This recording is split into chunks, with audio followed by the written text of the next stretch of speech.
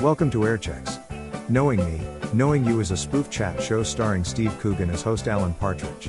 It was first broadcast on BBC Radio 4 in December 1992. Here are all of the episodes of Knowing Me, Knowing You right here on Airchecks. Knowing me, knowing you. There is nothing we can do. Knowing me, knowing you. Aha!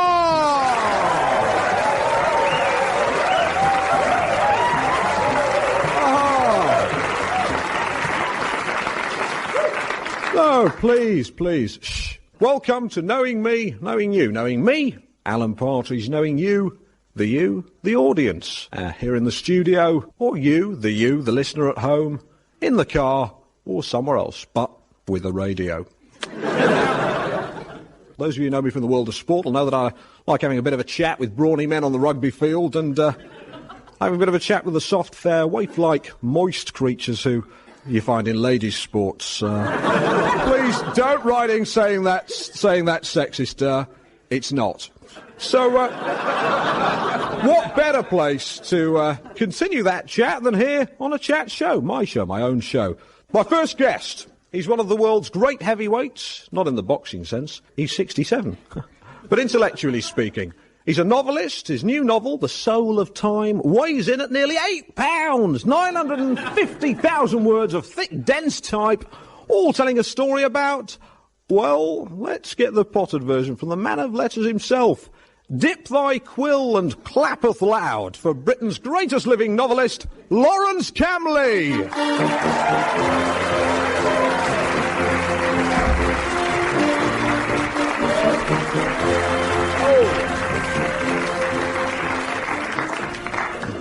Knowing me, Alan Partridge, knowing you, Lawrence Camley. Aha. Welcome.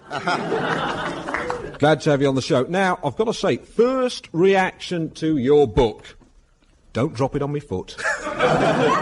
Yes, it is a heavy book, but if I may be so bold, there are, of course, certain literary precedents. One thinks of Proust's La Recherche Pompidou, Dante's Divina Commedia, Chaucer's Canterbury Tales, which I'm reliably informed could cripple one. Maybe that's what happened to Lord Byron. Why? What happened to him? He had a clubbed foot. Right. The Soul of Time. That's the name of your book. It sounds a bit deep, is it? Well, it is a serious novel. I deal with the great contemporary themes, but I like to think there are one or two jokes in it as well. Oh, great. Go on, tell us a joke. Try to start the show with a joke. It's always great to get it off on. See, I've got myself in sticky mud already. They're not jokes in the traditional knock-knock sense. They're more comic vignettes woven into the general fabric and architecture of the novel. It's more funny peculiar than funny ha-ha, that, isn't it? What I want to ask you is, and this is a question I've been dying to ask you, if you were stuck in a lift, what one book would you have with you? Well, I would actually choose, for sheer bloody-minded entertainment value, I would be stuck in a lift with The Hound of the Baskervilles. I don't believe Sherlock Holmes! Now you're making sense. I am his number one fan. I've read all his books. Yes, I've read them. I've read all of them. Have you read all of them? Probably not all of them. I've read all of them. Love Sherlock Holmes. Got all his books, leather-bound. What I thought was great about Sherlock Holmes was that not only was he a super sleuth, he was also a hard worker, because not only did he go out and solve the crimes, he came home and wrote it all down. Fantastic. That's why I admire him.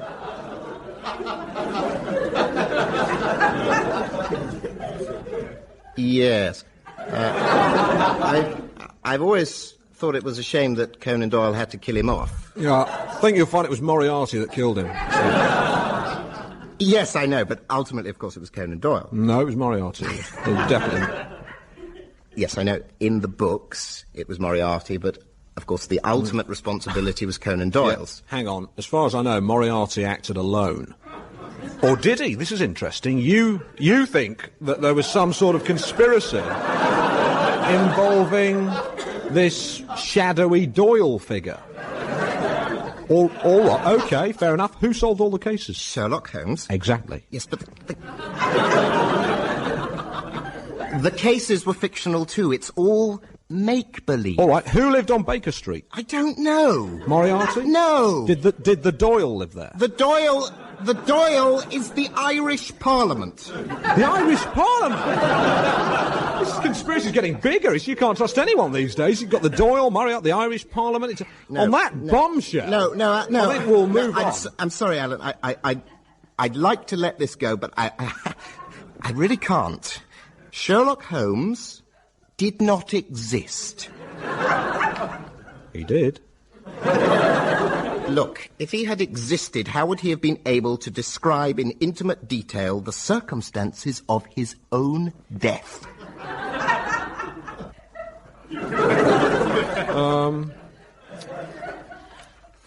The Nobel Prize for Literature. You never won it. What went wrong?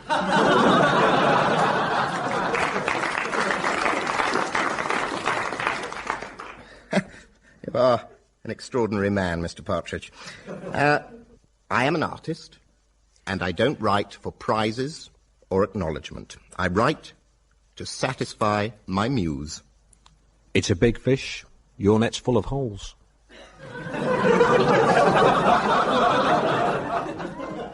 All nets are full of holes. Granted, but your holes are too big to catch the Nobel Peace Prize fish of literature. This cleverness thing, I want to get to the bottom of this. Being clever. Do you know what? I reckon that we could ask you any question and you'd know the answer. I am not a puppet. Let's just try that. I reckon if we went to the audience, got them to ask you a question, you'd know the answer. I will not take part in this Let's ridiculous charade. He's a bit modest. I'm just going into the audience here. Sir, what question do you want to ask? What is the capital of Kenya? Good question. What's the capital of Kenya? Do you know the answer? I have already told you I refuse to participate in this ridiculous charade. Fair enough, but it's not the answer. What's the capital? Come on. I know the answer. I am not going to tell you. I do know the answer. I do know the answer. What's the answer? It's bloody Nairobi. Well done. That's really fantastic.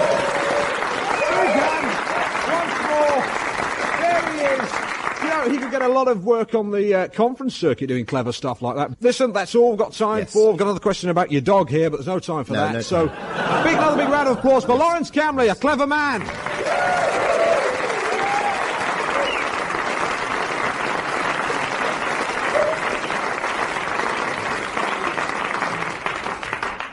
Now, my next guest is a woman who first stamped her feet with the women's movement 18 years ago.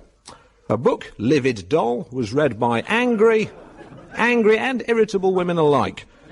Since then, she's written for journals as varied as Woman's Own and the Radio Times.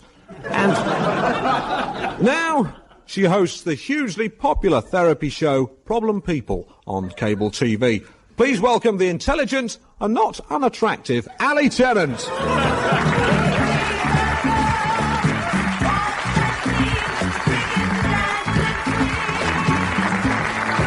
Hello, Ali.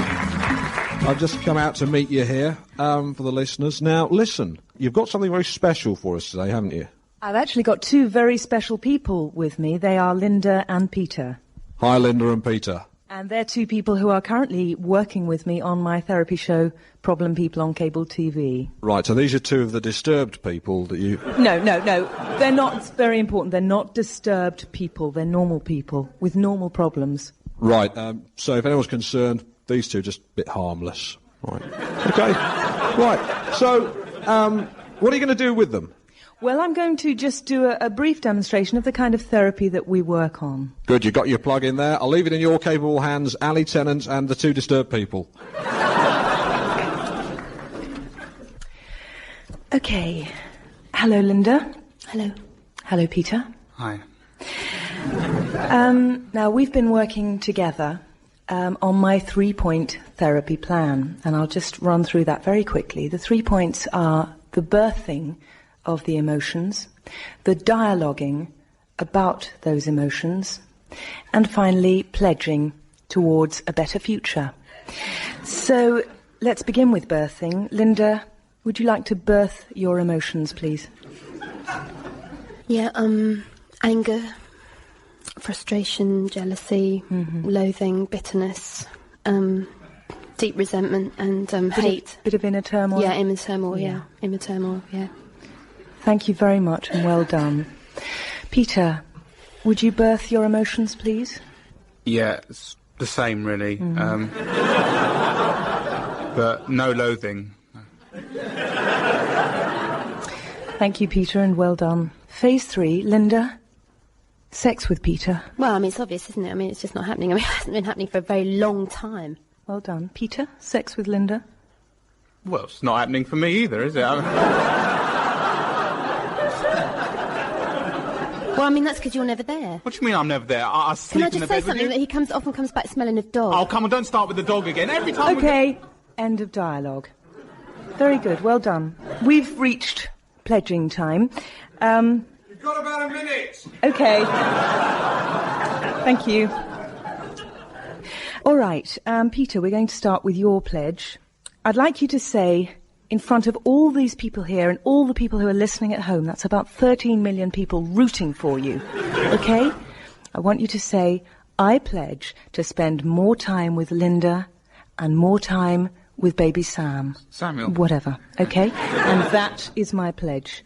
Will you say that now, please? I pledge to spend more time with Linda and with Samuel. And that is my pledge. That is my pledge. Well done, Peter. Well done. Marvellous. Well done. Okay, we're nearly at a resolve. Linda, it's your turn to pledge. I want you to pledge now. I pledge to spend more time with myself and to take a lover to ease my frustration. Hold on. Okay? Hold on a moment. No, we're not dialoguing. No, I don't think... I pledge to spend more time with myself and to take a lover to ease my frustration. That is This is my pledge. Well done, Linda. That's marvellous. Well done. Well done, Linda. That's brilliant. Great stuff. Hang on. I'm just coming over to meet them now. That was absolutely fabulous. Thanks, you two, for doing your pledging and stuff. I hope you're not so disturbed anymore. Let's say goodbye to you. And hello to Ali Tennant. Please, come and take a seat. Come and sit down. Just sit there. Right. Sit down.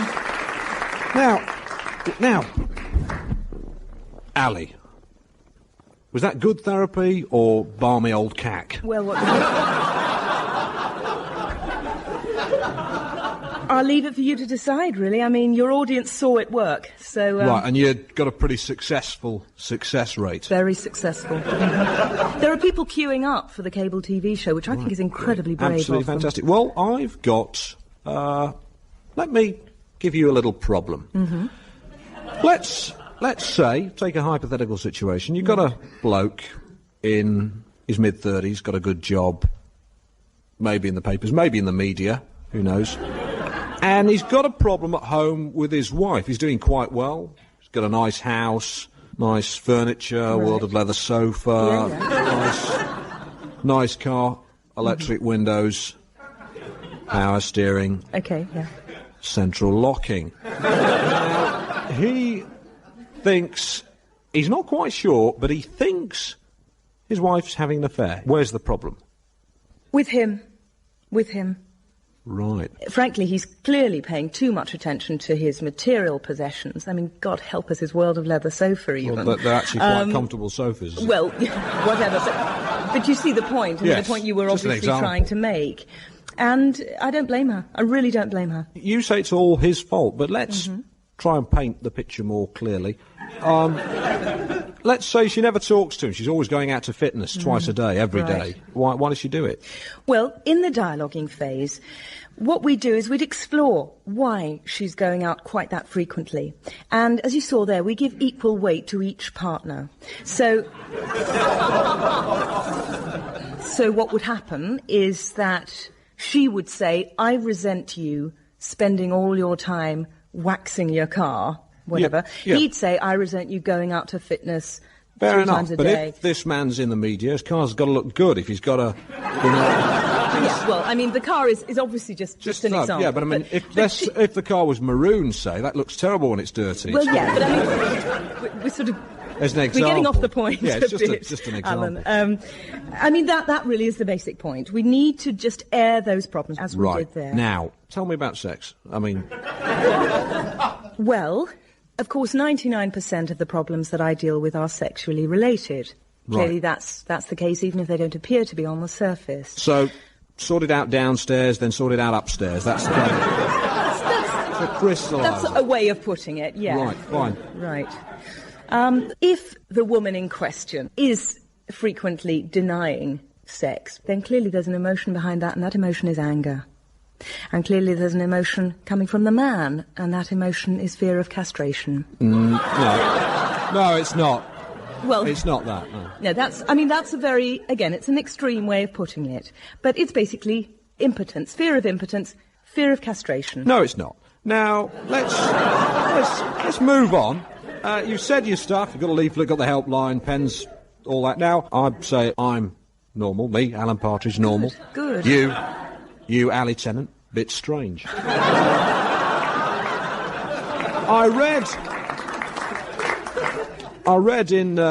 read a bit in your book that was highlighted in yellow by a researcher for me that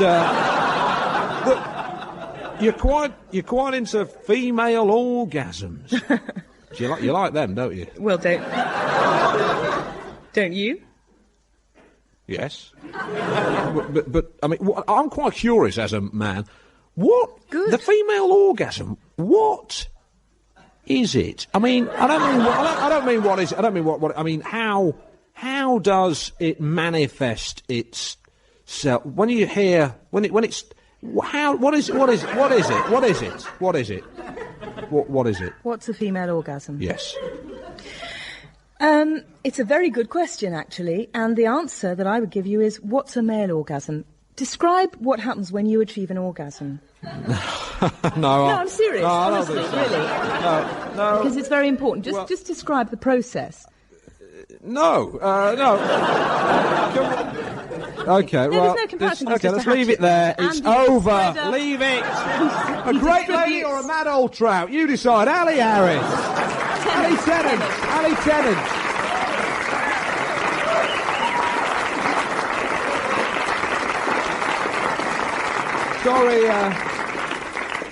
Sorry, Ali, for getting your name wrong at the end. Ali Tennant, not Ali Harris. Getting names confused there, but I hadn't heard of you before tonight. Now, let's move on. What I want you to do, by the way, is just go and move over to the other comfy chair. Fine. I'm going to bring on my next guest. What I want you to do is obviously keep quiet for a bit. And then when I've got going, chatting to my next guest, please feel free to chip in. Now, my next guest is a man who first made his name back in the 60s. He was voted Carnaby Street's Mr. Boutique of 1969. He knew all the pop stars. He was at all the parties. Whenever David Bailey was seen with a beautiful woman, you can bet that my next guest had been there first. These days, his retail empire is enormous. No high street is complete without its branch of wishing wells. And I wish him well. Super green, super sexy, eco-friendly and bloomin' rich. Here he is, Adam Wells.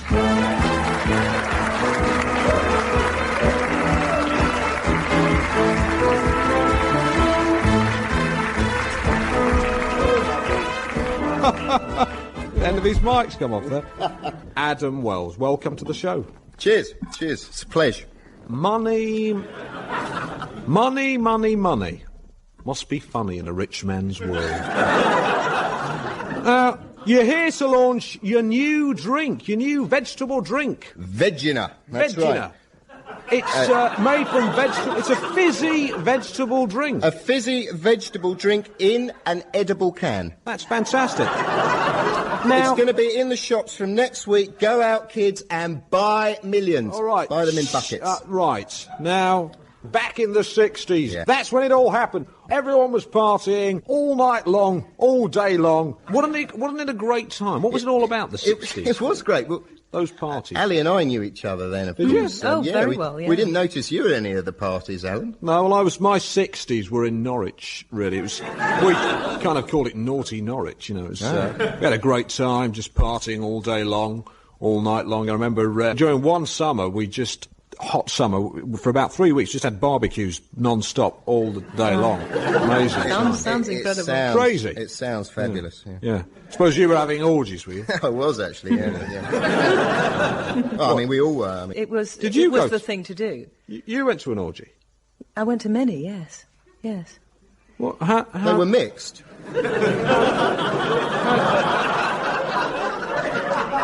How did you start? How did you have an orgy then? What did you do?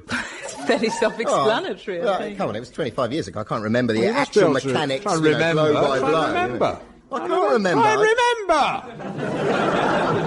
remember. Did you ever see did you ever see two girls kissing? Yeah, all the time. It was very free and easy. Did you ever kiss a bloke? No. Well, anyway, before you made your name with your veggie shoes, you had a hit with your first wife, Eve. Yeah. Adam and Eve with that novelty hit. Yeah, I don't... Remember what it was called? Oh, yeah. The Smiling Bicycle of Amsterdam. The Smiling Bicycle of Amsterdam. Well, we've got a bit of a surprise for you because we're going to play that Oh, no. record that reached number Don't embarrass me. 23 in the charts. Oh, no. 24 years ago. Oh, Let's hear I it. haven't heard it for years. Listen to this.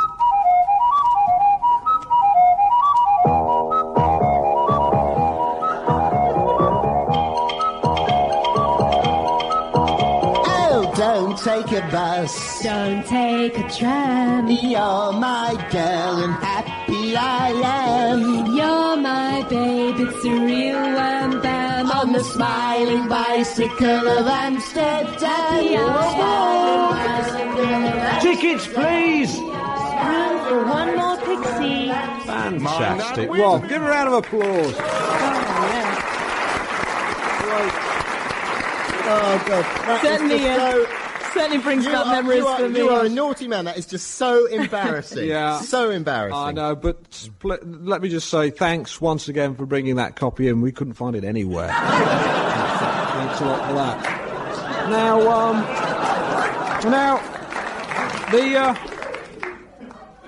That was then. This is now. Is it? Now, yes. Shh. Now, Wishing Wells. There's a Wishing Well on every street. Adam Wells shop. Wishing Wells, nice link with your name there, on every street. What's the concept behind it? Because it's a very different from normal shops, isn't it? It's very That's sort right. of different. It is very different. I invented the slogan for Wishing Wells back in 71. At the time I had a boutique on the King's Road called Flair.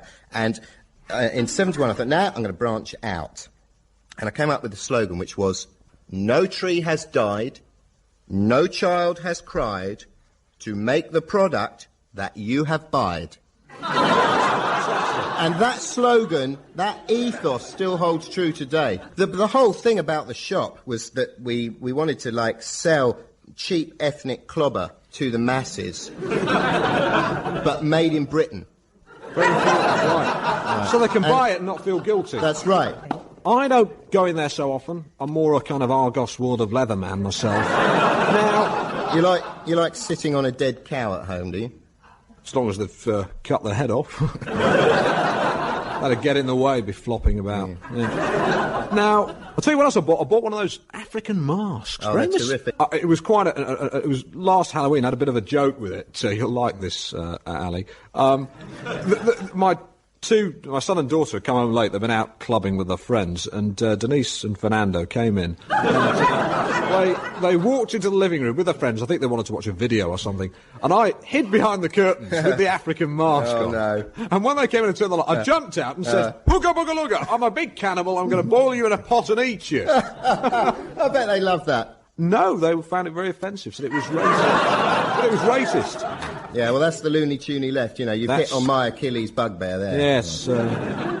You're very different, aren't you? I am different. Did you study at university or? You know, well, you should know, that I was educated at the University of Life. Yeah. So was I. And that's the best place. And I graduated with flying honours. I'm So the did I. warden of that university. I'm the rector. I'm the dean. Well, I'm there as well. Ali, were you there? I feel terribly left out, actually. No, I was at Kiel, but... I think I'm probably doing a postgraduate course. What are O-levels? They're just bits of toilet paper. What are A-levels? They're just bits of luxury toilet paper. Yeah, that's the point. Well, I mean, I agree with you in a way there. I mean, I've got O-levels and a couple of A-levels, but, maybe they're just bits of paper that you have framed in your office on either side of the... I've got 6 O-levels, got 4 Bs and 2 Cs, and got 7 because I got a D in French, but I retook that and got a B, so that's 7. And got 2 A-levels. I took French and art and general studies, but I dropped French because it was too much. But I ended up with C in art and B in general studies, which of course quite pleased about. Right. Yeah. Thanks for letting us know that, Alan. Let's give him a round of applause there. All right. I'm sorry, I was out of order. I know, it's your show, you're the boss. No, that's all right, you can say that. It's just impressive. Your new drink, Vegina, the advert's been banned. The new vegetable drink, Vegina, yes, there has been problems with the Advertising Standards Authority. Again, loony, toony left, students, feminist women, whoever they are, God knows. Right. But these people really just get on my breasts. I mean, they are just... Let's see what the fuss is about. Let's hear the advert, and then this is the banned advert... That you won't be hearing. For the Vegina my drink. show, shh. Vegina. Carlos Dawson, 42. Vegina. Heart attack. Vegina. Mary Armstrong, 33. Vegina. Knocked down by a car. Vegina. Jerry Davis, 62. Vegina. Kidney disease. Vegina. Paula Wills, 5. Vegina. Never found. Vegina. Maureen Hadley, 87. Vegina. Battered. Vegina. For life. Not death. Now, what is the problem? It's a disgrace. The DTI are investigating you at the moment. Might as well mention that. Why not? Why not chuck that in? Your sweatshops in Thailand. They are not sweatshops. They are not sweatshops. Well, they are factories. Factories with 11-year-old boys working 18-hour days. Hold on. Let's just get something very, very, very clear here. All right. In Thailand, an 11-year-old boy is considered, in their culture, to be a man. So when I employ an 11-year-old boy, he is in fact a man. I am employing 11-year-old men. Well, that's not the way Amnesty sees it, clearly. I mean, the Amnesty report was absolutely clear. Well, who are Amnesty? No, there is a good point here, actually. Who is Amnesty? I'll tell you who Amnesty is. Amnesty is 5 bearded, bitter hippies. Well, that's great coming from you, isn't it? Because when I first met you, you were a bearded hippie. Yeah, you may not have. I was never bitter. Yes, you were. I was not bitter. You're bitter now. Maybe after I met you, I was bitter. Okay, let's not get personal. I mean, this is not hostility here. We didn't call you Miss Lemon for nothing, you know. Listen, let's cool it down now. We'll have Amnesty on next week with Ken Dodd, hopefully. Thailand. A bit more relaxed, the culture there, isn't it? They don't mind 11-year-old boys, that kind of thing. Hold on, what are you saying? Just that, No, you're always flanneling about. All right. What are you saying? All right, I'll tell you what I'm saying. Yes, what are you saying? I, Alan Partridge. Yes, I know who I'm you saying are. to you, Adam Wells, you, in the 60s, you were a big shot. You went to loads of orgies with men and women at them. Yes, and you're jealous because you weren't there. I was at loads of barbecues. You were all over the place, seeing women here, women there, and dabbling all over the world. How many women have you had, Alan? That's irrelevant. You've had one. So You've what? had The point one. is, and I've got 2 strapping children to show for it, and you haven't borne any children, have what you? is- well, right, what am I what's that? saying? You have been spreading your seed but reaping no harvest. What's that supposed to mean? You're firing blanks. You are infertile. Oh, no, you can't. God's sake. Alan. You can't And just on sit that there on a- bombshell, You can't just on sit that there on a- bombshell, It's time to say that's all from the show this week. Me, Alan Partridge. Thanks to my guests, Lawrence Camley, Ali Tennant, Adam Wells, the writers and researchers, Steve Coogan, Patrick Marber, Rebecca Front, Doon Mackichan, David Schneider, and of course produced by Armando Iannucci. Thanks very much and good night. Well done. Great. Great. Knowing me, knowing you. There is nothing we can do. Knowing me, knowing you. Aha!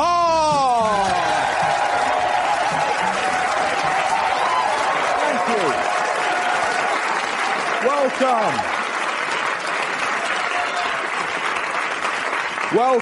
Welcome to Knowing Me, Knowing You.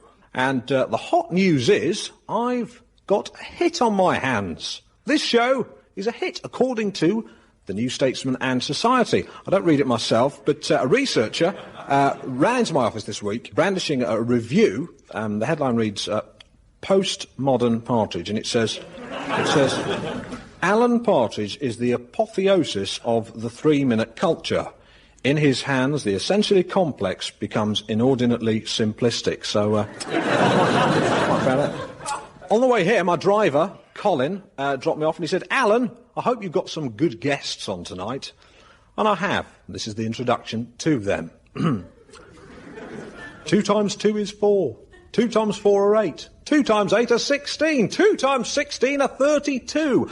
That was about my limit when I was 9 years old. But it's mere piffle to my next guest, who is a 9-year-old child prodigy and fellow of Oxford University.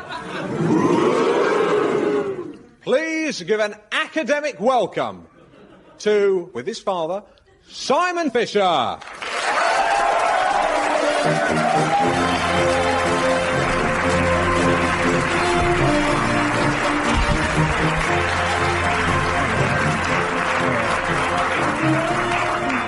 Welcome to Knowing Me, Alan Partridge, Knowing You, John Fisher, aha.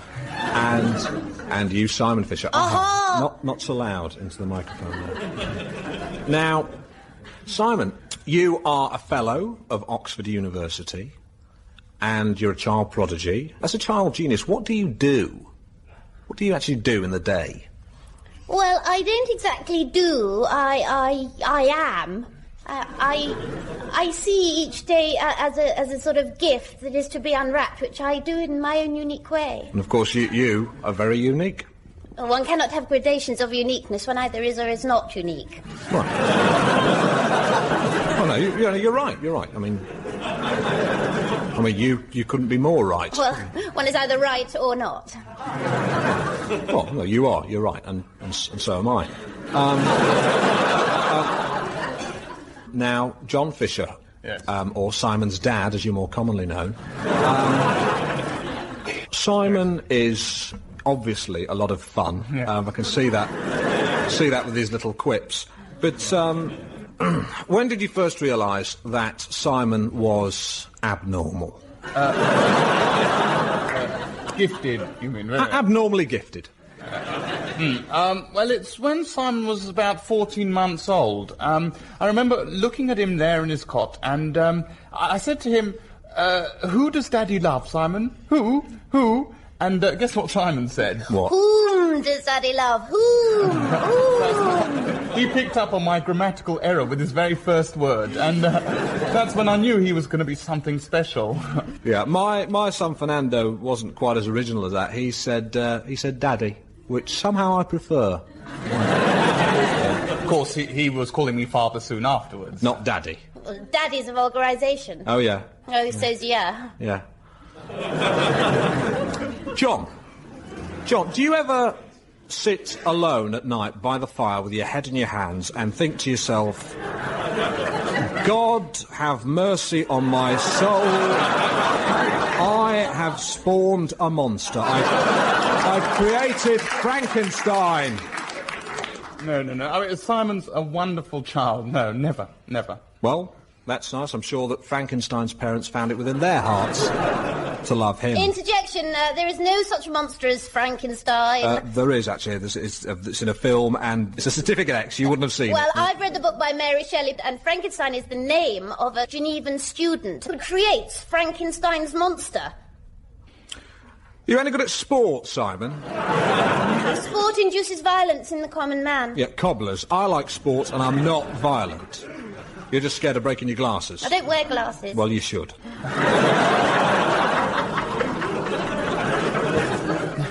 I like sport. In fact, I represented my school at the London School Swimming Championships when I was 15. Your bronze medal will probably come in a bit handy, because, if Simon fell into a canal, you could dive in and save him. Yes, I certainly I wouldn't could. be so stupid as to fall in. No, but you might get pushed in. Why don't you just say what you mean, Mr. Partridge, is that you think that I deserve to be pushed in the canal, so if you think I do, then who do you think should push me in? Who? Whom? No, in this context, whom, which is the accusative dative, is not applicable. Is he right? Yes, he's right. Why don't you just say what you mean, which is that you would like to push me into a canal, Mr. Partridge? All right, then. I, Alan Partridge, would like to push you, Simon Fisher, into a very deep, disused canal. There, it's not so difficult, is it? No. In fact, I feel a lot better, thank you. Thank you very much. You're very honest. Aye, sir, to be honest, as this world goes, is to be one man picked out of 10,000. That's very worthy of Shakespeare, that. Very good. It is Shakespeare.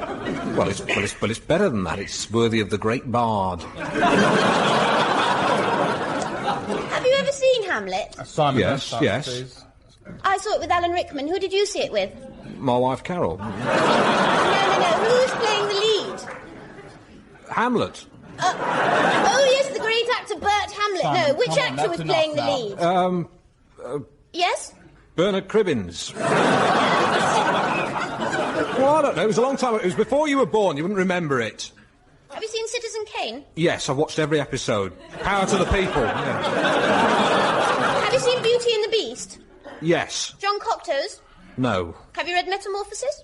Yes. Who's it by? No, I haven't read it. Have you read any Dickens? No. Do you go to the bank? No. Can you No. play chess? No. Do you know any Russian? No. What about you? Ask You. me anything. Right. You. Have you got any pubic hair? No,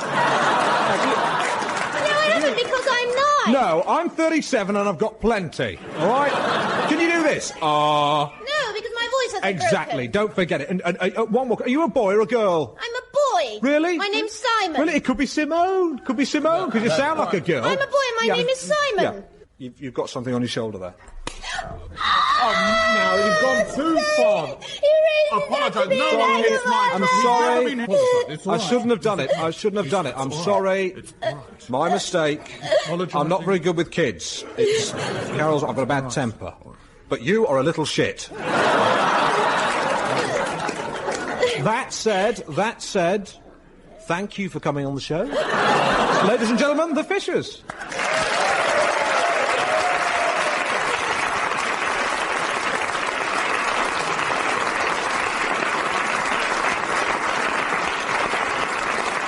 OK, now, if you just want to move chairs... Right, my next guest.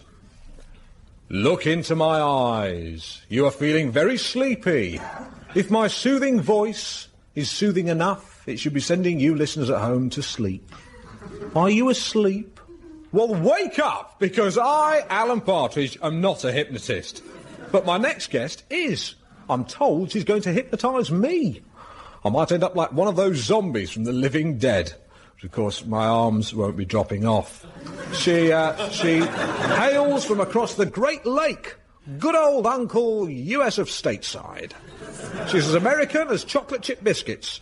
And Mum's apple tart. But that's where comparisons with a tart must end. Lest I come to a sticky end. Ladies and gentlemen, she's not a tart. She's a lady hypnotist with a set of pins that'll hypnotise any bloke. The big question is, what's the name of her game? Please welcome Janey Katz.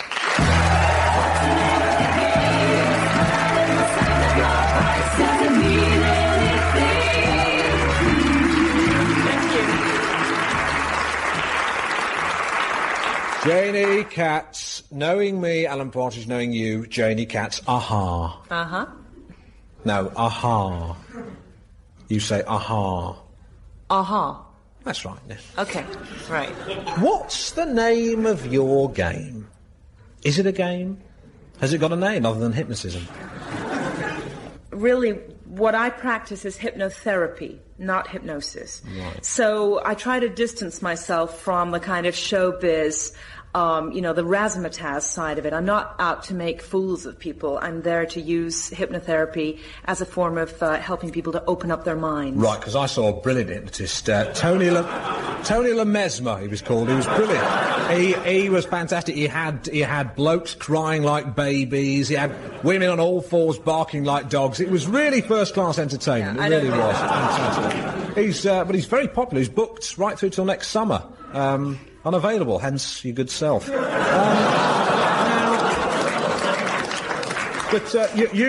You were in London promoting your new book. That's right, yes. Well, I actually know New York quite well. Oh, you do? I popped over there, and I really did get into, as Billy Joel put it, I really did get into a New York state of mind. I bet, yeah. I mean, I jumped in a cab and I said, "Cabby, take me to the core of the Big Apple. I want to check out the pit."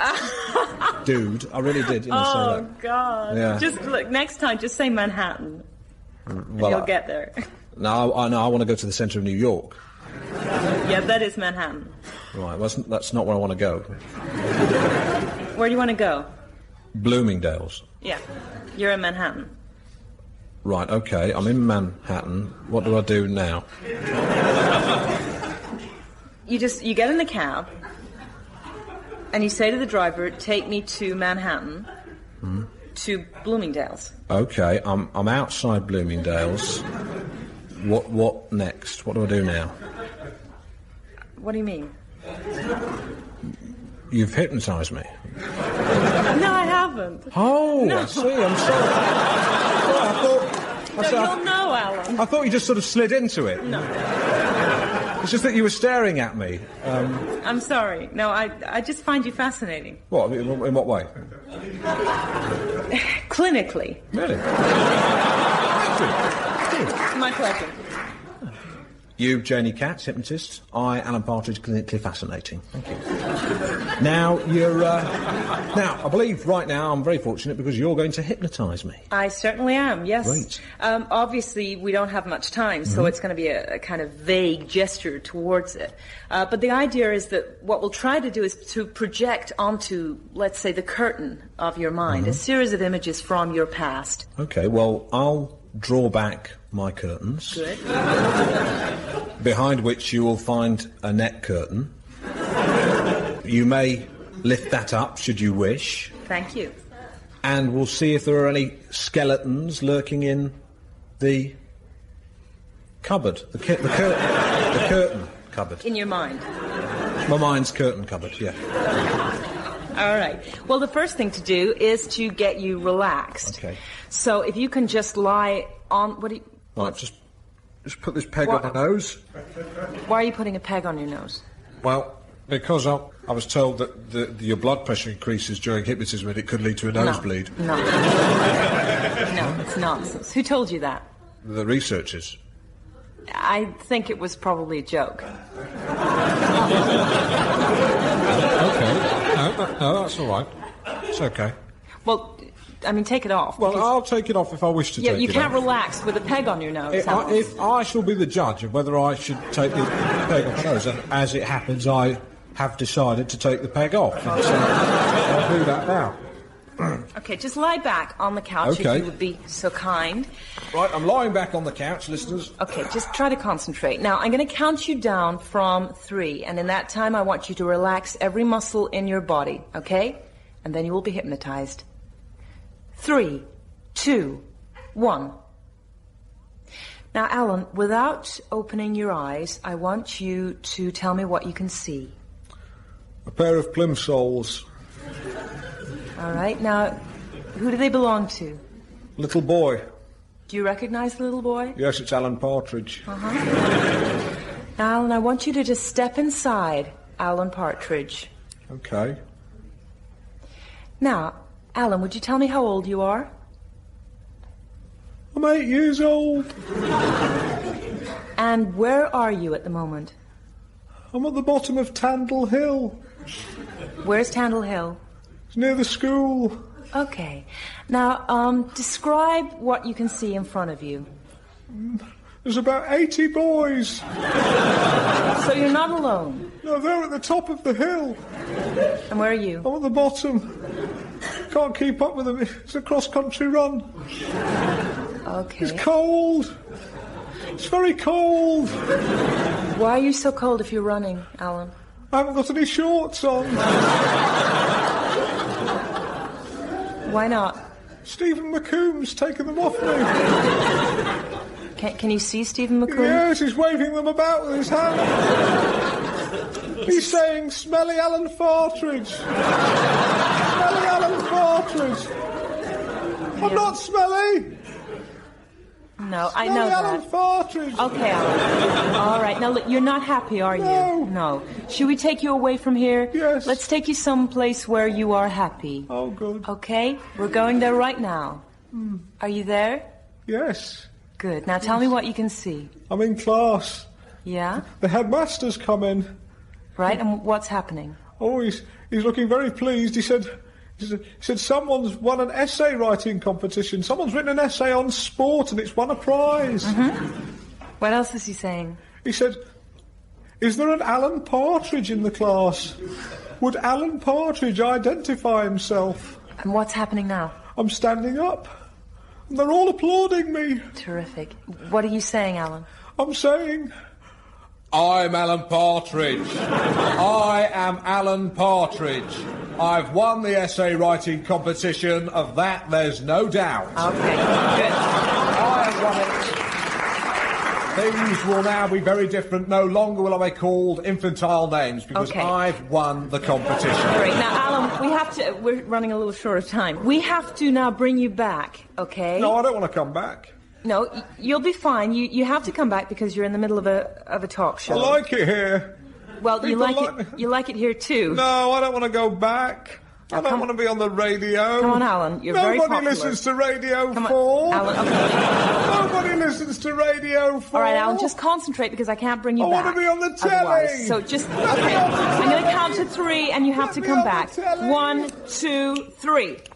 So what I want to know is, when are you going to hypnotise me? I've done it.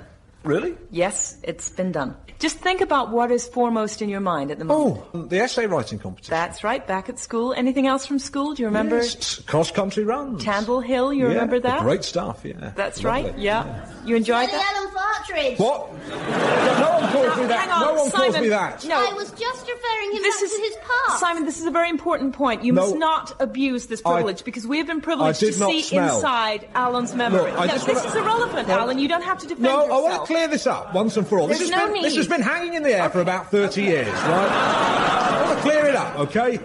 Stephen McComb called me Smelly Alan Partridge because he thought it was funny. Partridge, he said smelly. My personal hygiene was never in question. I showered regularly. I didn't smell. The question is, what's Stephen McComb doing now? That's the question. Because I host a chat show. What's he do? I'll tell you what, he's a forklift truck driver with British Leyland. I'll tell you what, he lives in Edgbaston. He's got a pathetic life. I've parked my car outside his house. I've watched him come and go.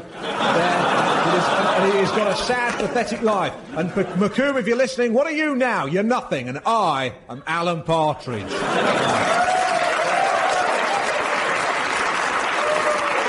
Anyway, thank you.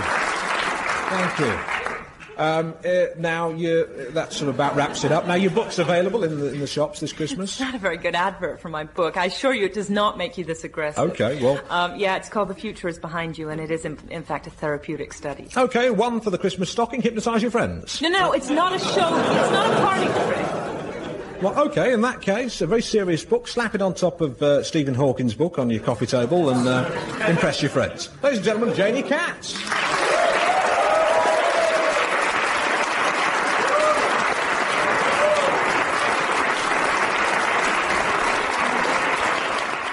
Now, order! Order! Silence in court. Order! Order! silence in court.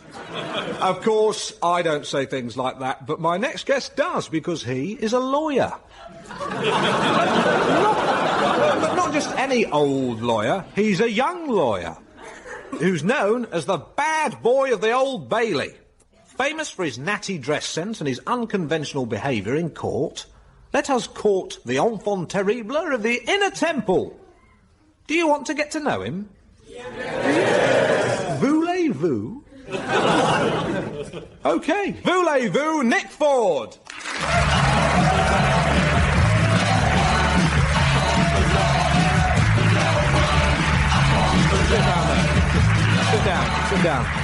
Sit down. Just sit there. I don't know what... Knowing me, knowing you, aha? No, there can be no ahas. There's been a dreadful error here. You were supposed to come on to Voulez-Vous by ABBA. I don't know what that was. Because I fought the law by the Clash. Well, how do you know that? Well, I was come on in court, so I fought the law by the Clash. Because I'm a lawyer, you know, it's kind of cool. Yeah, but how did it get on here? Well, I just asked the sound guy to play it, you know, I thought it'd be cool. And he just said he'd do it, he didn't say he had to go to anyone else to ask permission? No, I just said, slap this on, mate. He said, yeah, cool. No, well, it's not your fault. I'm not saying it is. No, it's not your job that's on the line. Let's just start again, right? With the music. I'll do it. Voulez-vous? Aha, take it now or leave. Aha, now it's all we gain. Aha, nothing promised, no regrets. Da-ba-da-ba-da-ba, ba-ba-da-ba. Voulez-vous? Aha, Nick Ford. Welcome to Knowing Me, Knowing You. Knowing You. Aha. Aha, I understand the way you work now. Right. Now we've got a rapport. Indeed. Now, you are... Right. You are a very different kind of lawyer. That's right.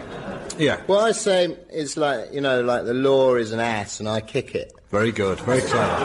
Yeah. Now, you've done all sorts of things in court. You once abseiled into court. Uh-huh. You once did a partial strip. That's right. And you once simulated a heart attack. Yeah.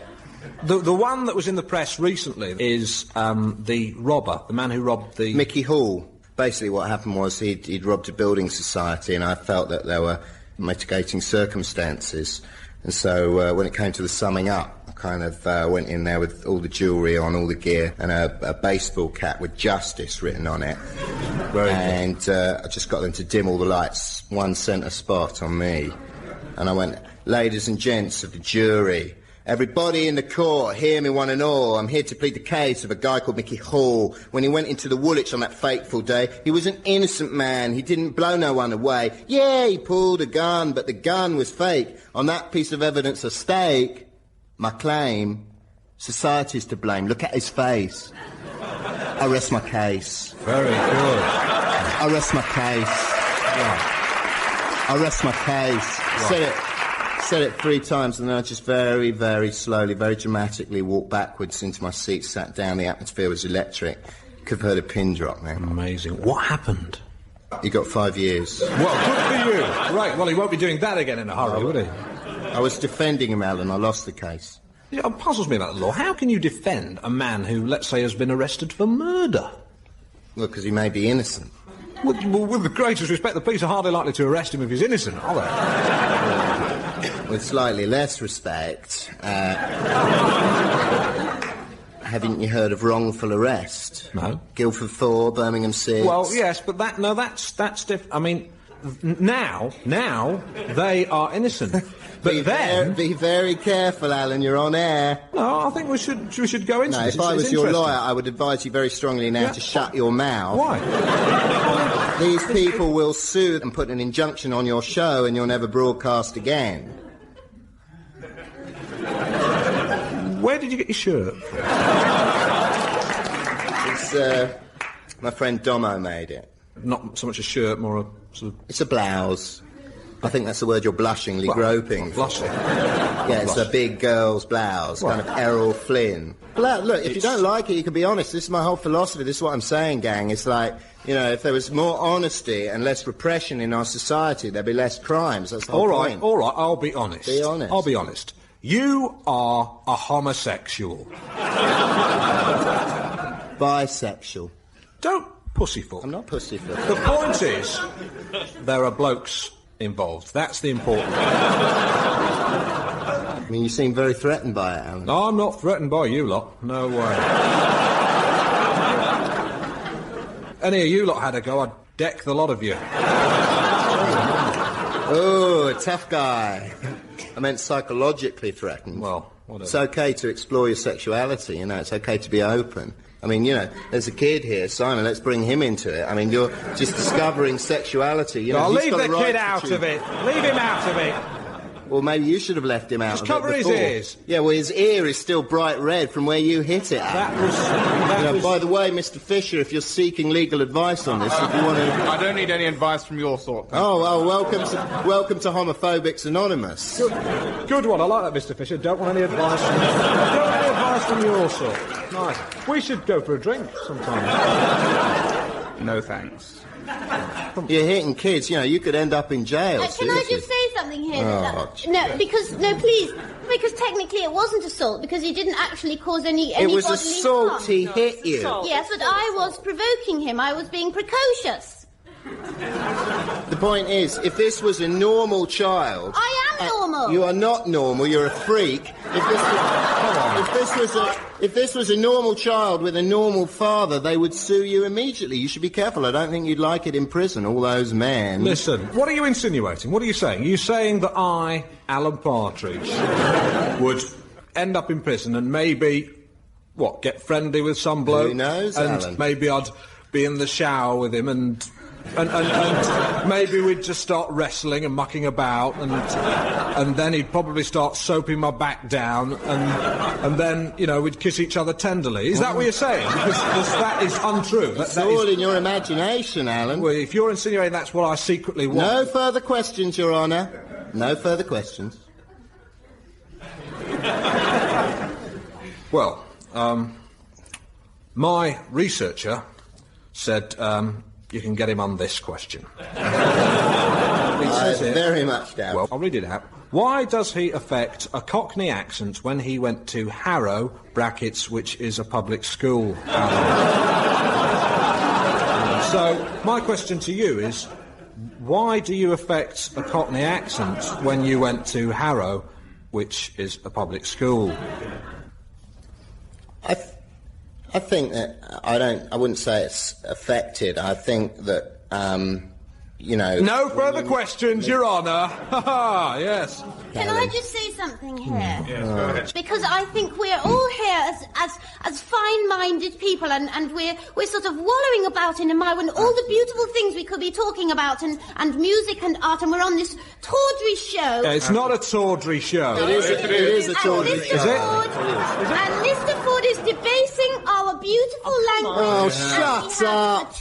Look, can we just please... hot-flushing psychotherapist. Can we hang on? Order! You get a life. Order! Get a life. She thinks that we need to go and have our heads examined. Yes, Well, if you think we need therapy, then to who should we go? To who? Hang on a second. Surely that should be... To whom?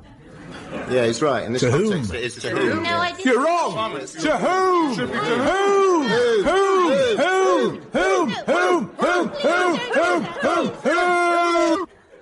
I've wet myself, Daddy! Oh, dear. And on that bombshell, we say good night as Simon Fisher, 9-year-old fellow of Oxford University, has wet himself. And I, now, Alan Partridge, dry as a bone, saying, knowing me, knowing you, would like to thank my guests, Janey Katz, Mad Hippie, Nick Ford, Queer Lawyer, Simon Fisher, Wet Boy and his dad, a nobody. Thanks to the writers and researchers, Steve Coogan, Patrick Marber, Doon Mackichan, Rebecca Front and David Schneider. And to my producer, Armando Iannucci. Thank you.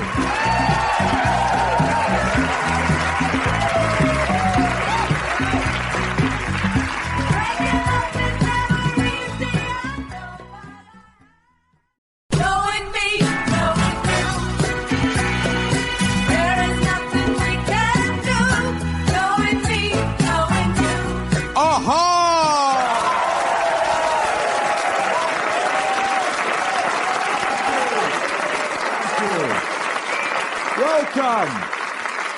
Welcome to Knowing Me, Knowing You.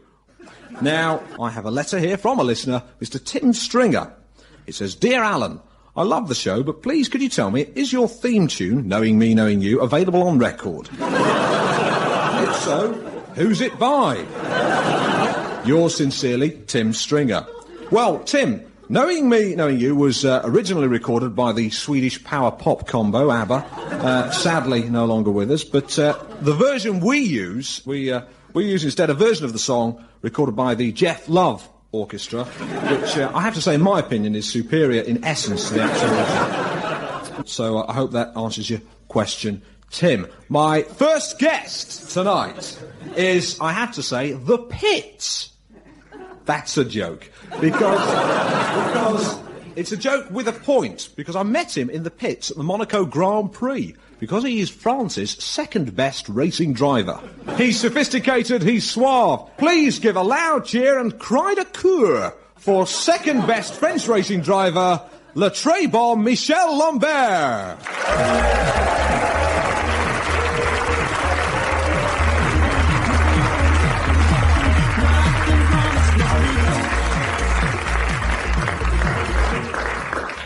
Knowing me, knowing you.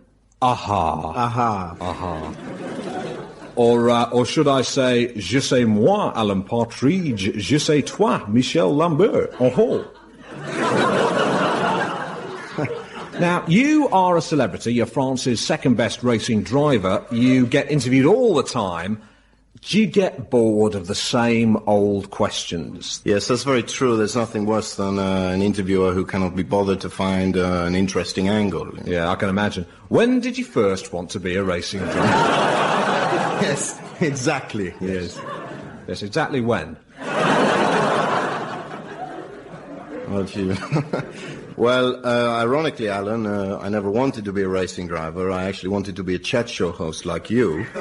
But I turned up to the wrong job interview and I ended up as a racing driver. That can't be true. No, it's not. It's a joke. Of course, the famous French sense of humour there. Now, you're nearly at the top of your profession, and what I want to know is, how do you cope with the pressure? I take a lot of drugs. Yeah. Michel, in this country, drugs are frowned upon, so better not to mention them. Yeah. I was joking, Alan. Right. If you joke in future, could you wink at me or something? So let me know. Okay. They won't notice it's radio. Fine, okay. Right, now, what do you think about when you're racing your car? What do you think about? Surprisingly, I think about the race. Right. What do you think about when you're interviewing someone? Well, nothing. See, but do you, when you're driving along, do you ever think, oh, sacre bleu, I've forgotten to set the video to record, I don't know, Top Gear? What is Top Gear? It's no. All right then. You've forgotten to tape Cyrano de Bergerac with Gerard Depardieu.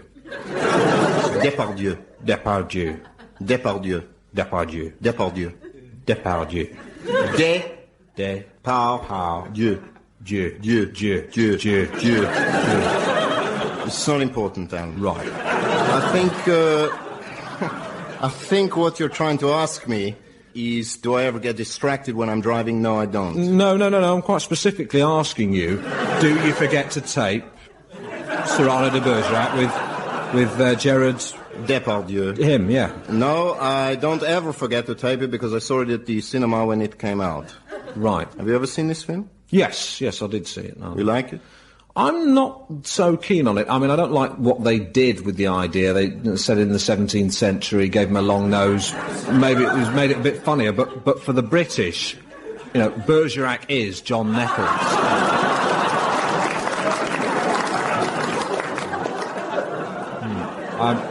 I thought you ruined it, really. I'm just glad you haven't got your hands on Lovejoy. Probably said it in the future. And of course, antiques will be even more expensive. Not a bad idea, really. And the question is? The question is, yes. Right. Are you winking at me? No, I was sniffing. Oh, right. Because I take drugs. Do you really? No, I was winking. See, I managed to sniff and wink at the same time. It's a French trick. Very clever. Now, well... I don't mean to be rude, but I think we're wasting our time here. Well, I'll be the judge of that. If we're wasting anyone's time, which I concede we may be, then it's the listeners. Yes, but at least the listeners have the opportunity to turn their radios off. No, wrong again. You see, a recent survey reveals most of my listeners are infirm, or... But, Alan, they could at least bash the radio with their walking sticks. No. They can escape. A lot of hospitals have it piped in. They have no control. I've got a list of questions as long as a channel tunnel here, and I'll... Well, just get through them. OK, now, right. What's your favourite colour car? Have another go, Alan. OK, fair enough. What's your favourite haute cuisine? Hot food?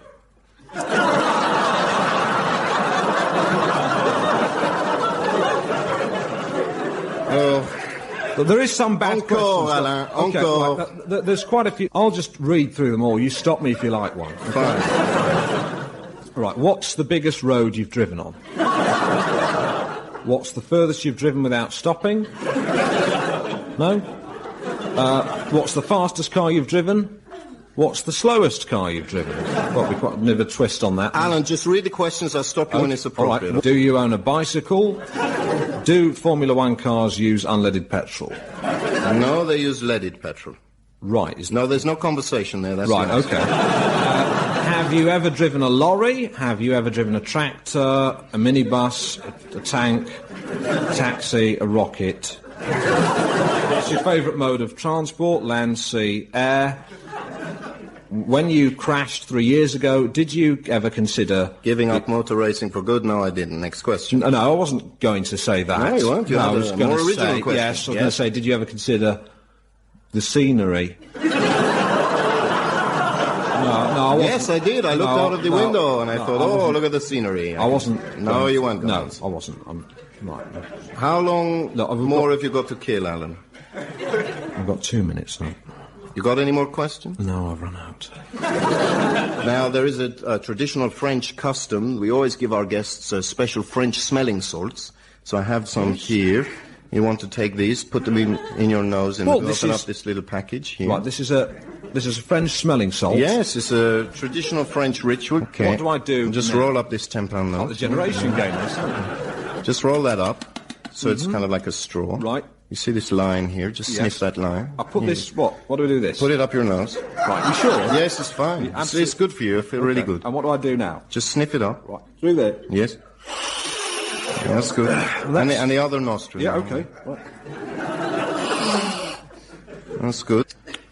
Well, thank you. Yeah, it's nice. Nice ritual. And you'll find in about 20 minutes' time you feel really good and kind of up. You know. Thanks for the smelling salts, feeling better already. And now time for me to say to you, merci beaucoup, au revoir, Michel Lambert.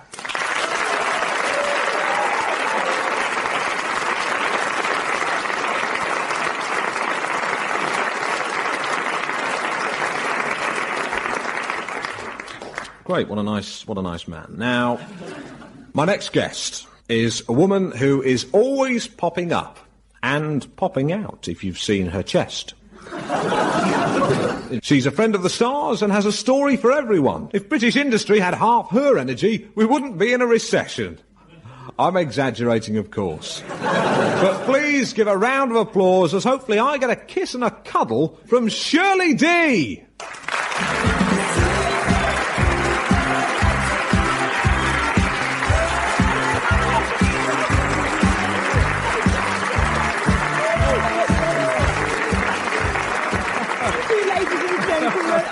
Lovely, what a lovely audience you've got here, aren't they? Yes. Lovely. Oh, I'm so proud to be here, Alan. You are so lovely. Isn't he gorgeous, girls? Don't you? You've put on a bit of weight, though, since I last saw you, haven't you? Yeah. Sorry, darling, Right. what do you want to ask Well, me? Now, right. Knowing me... You have to shut me up, because I will just carry on, Knowing me, Alan Partridge, knowing you, Shirley D. Aha. Right, I right. just love it. It's such a brilliant catchphrase. This is a wonderful programme, darling, because it is just wonderful, All right, come on, really. come on. Ooh. Sorry, Come on. darling, I'm going on again, aren't I? Getting a bit tiresome. Yeah. Oh, shut up. I'm terrible. Now, let me ask you a I'll question. wear myself out. Yes, darling. Now, you can't half talk. I know. I'm terrible. I mean, you should have known that. You should have been forewarned, because you see me in hospitality with that French geezer who's also a bit of a looker, isn't he, girls? Like, oh, I want a bit of that one. But, I mean, you saw me. I was nattering away. He understood your Cockney accent then. No, we was talking in French, darling. Yeah, we'd having a right old natter. Marvellous. Tu parles français?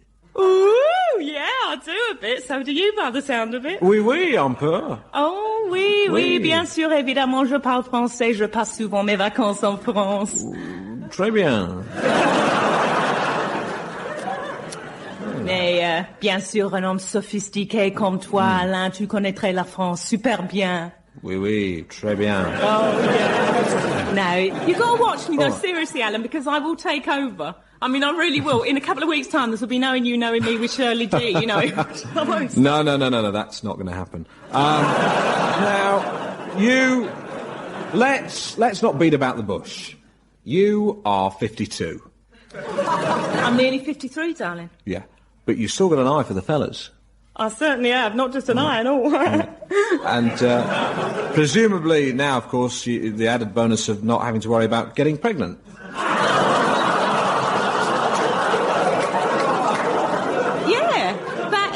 That is, yeah, it's true. Right. He comes out with them, doesn't he,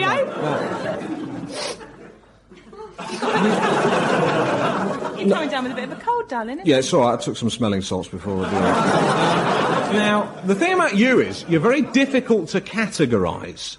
Because on 1 minute you'll be on Celebrity Squares, and the next day you're on Give Us a Clue. That's right. Do you see what I mean? That is my favourite. And then suddenly you'll turn up on Blankety Blank. So now, the great thing at the moment is that they are making a film. Yeah. About me, darling. About you, set in the 60s. Yeah. It's called Our Shirley. I know, I'm ever so proud. It's about all the people you knew. That's right. It's about the East End in the 60s, yeah. 60s. Right. And I'm in the film, but I'm not playing myself. No, in it, which is Helena even more Bonham interesting. Carter is playing you. Yes. The young me, yeah. Which I thought was ever so weird when I heard about it. Yes, she wanted to get away from playing the sort of flowery types and play someone a bit rougher. But she's ever so good, darling. She's marvellous. And of course, Tom Bell is in Plays the me film. Uncle Dennis. Yes. Yeah. Because I... Very good at playing those shady types. Well, what Tom Bell has got is the warmth, the magic of my Uncle Dennis. This wonderful, kind, lovely, nice man. Well, you see... it's so exciting for me, darling. Yeah, I know. You say nice, but your Uncle Dennis did commit murder. Served his sentence. Yes, he did. I mean, he was in with a dodgy crowd. It was the East End, you know. Right, to me, okay. it was well, lovely. Well, with that in mind, I have here a pathologist's report. Darling, I mean, he has been tried. He served his time. I know. It's a 40-page report. It's condensed into this paragraph here, and it's by a Home Office pathologist, and it says, Mickey Rowlands, the victim. The victim was subject to what I can only describe as a barbaric and frenzied attack. He incurred multiple fractures to the ribs and skull, and sustained massive internal injuries due to multiple stab wounds. It was a combination of organ malfunctions and loss of blood which led to death from heart failure. The victim's disfigurement was such that identification was only possible with reference to dental records. Now, there's nice, and there's Uncle Dennis. You know, he did a bad thing, a very bad thing. Identification Yes, only I know, possible. Alan. He went to Dental prison, he records. served his time, and he regrets it. That is all Massive I can say. And now internal he's don't go on, Alan. He's a reformed man. Organ malfunction. Yeah, I know. It was a terrible thing. It was a terrible case. Everybody Barbaric. knows the details. It was famous at the time, but Frenzied attack. you know, it's over, darling. You can't live in the past, really. I'm not defending him, but, you know, Okay. you've got to live. All You've right. got to carry on living. Organ malfunctions. But you're not in contact with him anymore, which Yes, is... I am, darling. Really? Of course I am. I mean, he was like a father to me. I go and see him every Christmas. He lives on the Costa. We spend Christmas with him. It's marvellous. Right, and he follows everything you do. He watches... Yeah, he watches everything I'm on telly, all the programmes. He listens to everything. He'll be listening. Hello, Uncle Dennis. He'll be listening now. listening to Probably out this? on the World Service, isn't he? Yeah, of course he will. He never misses a trick. He doesn't run that Boxers Club anymore. Yeah, you know Really? about that. Yes, he does. Oh. Boys Club on the Costa. Those boys, he drags them up from nothing, and they would do anything for him. They go to the ends of the earth. It's marvellous, really. Really? It's really sort of warming to see. He will realise, if he's listening, he will realise that was just a joke, reading that pathology. If he's listening, I'll address him directly. Alan, there's no need. It was Wait, just a no. little joke. Dennis, if you're listening... Alan? I have to say this. Dennis, it was just a joke. I'll probably edit it out. It's no reflection on you. I realise it was a long time ago, and things in the past should be dead and buried. It's an unfortunate phrase there, but Alan, just I don't, leave wait, it, no, darling. I've got to say this. You know, it was a long time ago. You lost your temper. You murdered a man. By all accounts, he was a rather unsavoury character, and you know, the world's probably a better place without him. And in a way, thank you for bringing him to the final court of justice. So once more, Uncle Dennis, thank you for stabbing him to death, and thank you, Shirley D, for being my guest. Shirley D.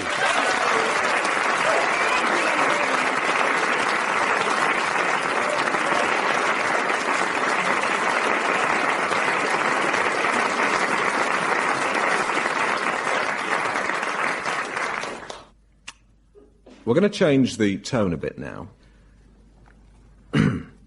It's cold. It's damp, it's dark.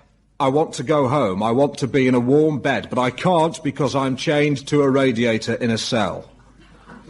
Of course, I'm not. My next guest was because he was a hostage for 2 years in Liberia in the Civil War. Don't expect him to be too perky. He was only released 6 months ago. And he's still suffering from post-traumatic stress disorder. Please welcome Chris Lester.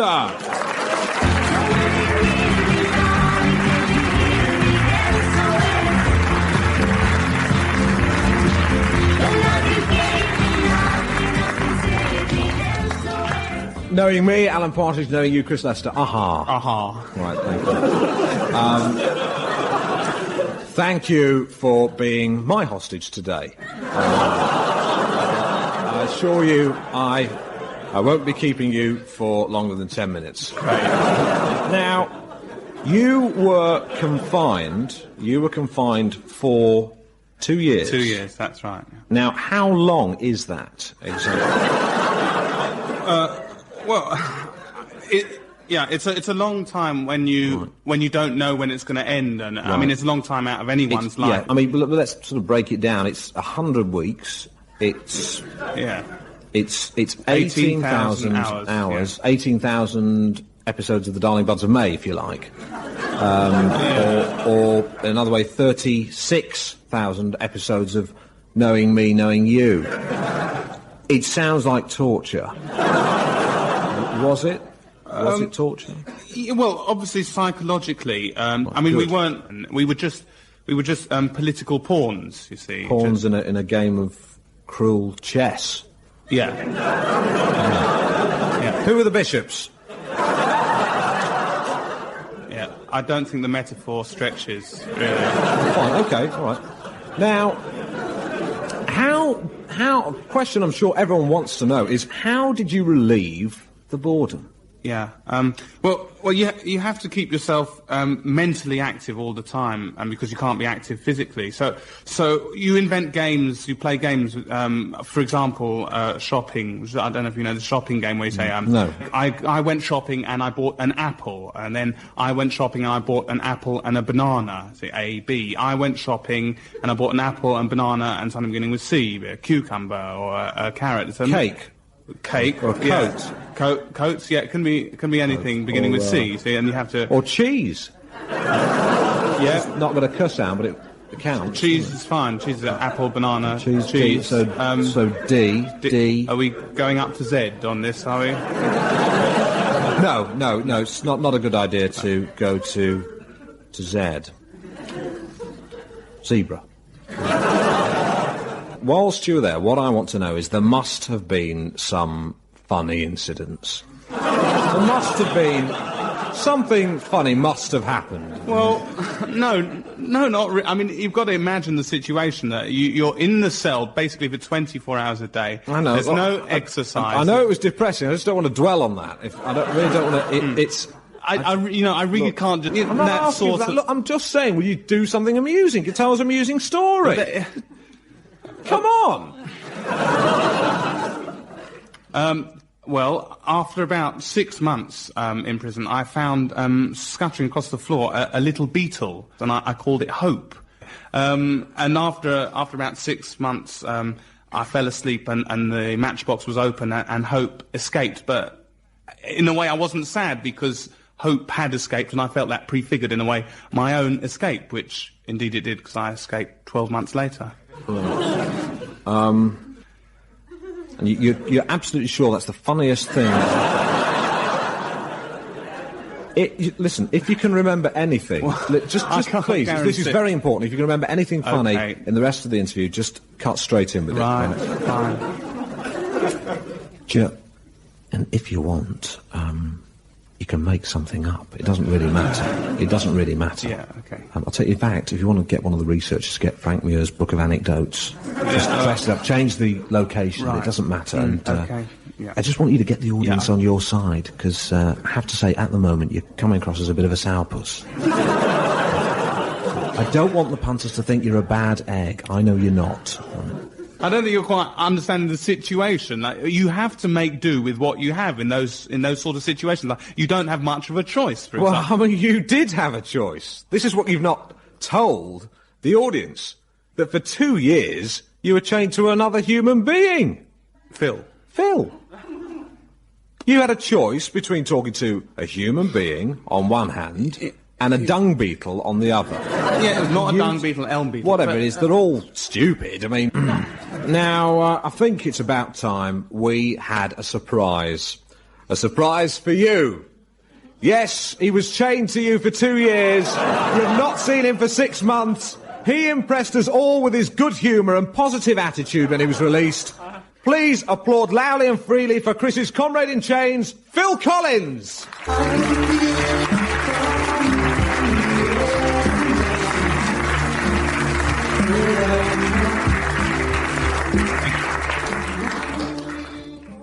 No, knowing me, knowing you. Aha.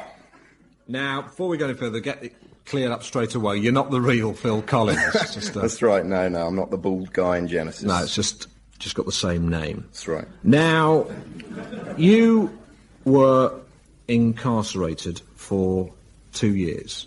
Just to recap on the maths of that, it's as I say, 36,000 episodes of Knowing Me, Knowing You, Yep. 18,000 episodes of Darling Buds of May, and actually, another way of looking at it, it's 9,000 episodes of Inspector Morse. It's not so bad when you look at it like that, is it? Yeah, I wish we'd had a video. Now, the first time I decided to have you on the show... Well, I don't like the sound of that, Alan. Great, it's great, you got great. Like that. Funny. Now, now, the first time I decided was at the press conference when you were released. Yeah. Because it was a very momentous occasion. It was televised all around the world. Chris, you came on and gave a very harrowing account of your experience. And then you came on, Phil, and you were hilarious. You really were. I have a very positive view of everything. I always try to keep positive, like yourself, Alan. Absolutely. So, on the day, when it was time for me to speak, I stood at the desk, and I picked up this big ball and chain, plonked it on top of the desk, and I said, "Phew, glad to see the last of that." And then I ripped off the chain from the ball because it was made of polystyrene, and everyone fell about. They were big laughs when you did that. And then, if you remember, I stood on the desk, and I sort of shook all this sand out of my pockets, like I'd just escaped from Colditz, like in the film. Yeah, that didn't go down so well, did it? But the great thing about you is you've got your book out. That's right. I've read it. It's brilliant. It's dynamite. It really is. It's called Hostage. Exclamation mark. That's right, Don't forget that. And then it's got my name, Phil Collins, in big gold embossed letters. Yeah. Then really in brackets nice. Underneath it, not in Genesis. Not the Just so people know. It's clear. Right, OK. Now, read an extract out. Yeah, Come I've got an extract here let's prepared. Hear that. Really cooking. Just so people understand what the plot is, basically, it's as I said, it's based on me and Chris in the cell, but I've kind of changed it a bit. It was morning, early, 6. Paul Carter snapped awake instinctively, alert, ready. Les Christopher lay on his side, his thumb in his mouth, sucking like a baby. Yeah. Carter rose from his bunk. His feet felt the hard, cold, stone-grey floor. Feet that had trod every trouble spot in the world. Feet that had tasted a touch of danger. Feet that had seen too much. Brilliant. A black beetle scuttled across the floor.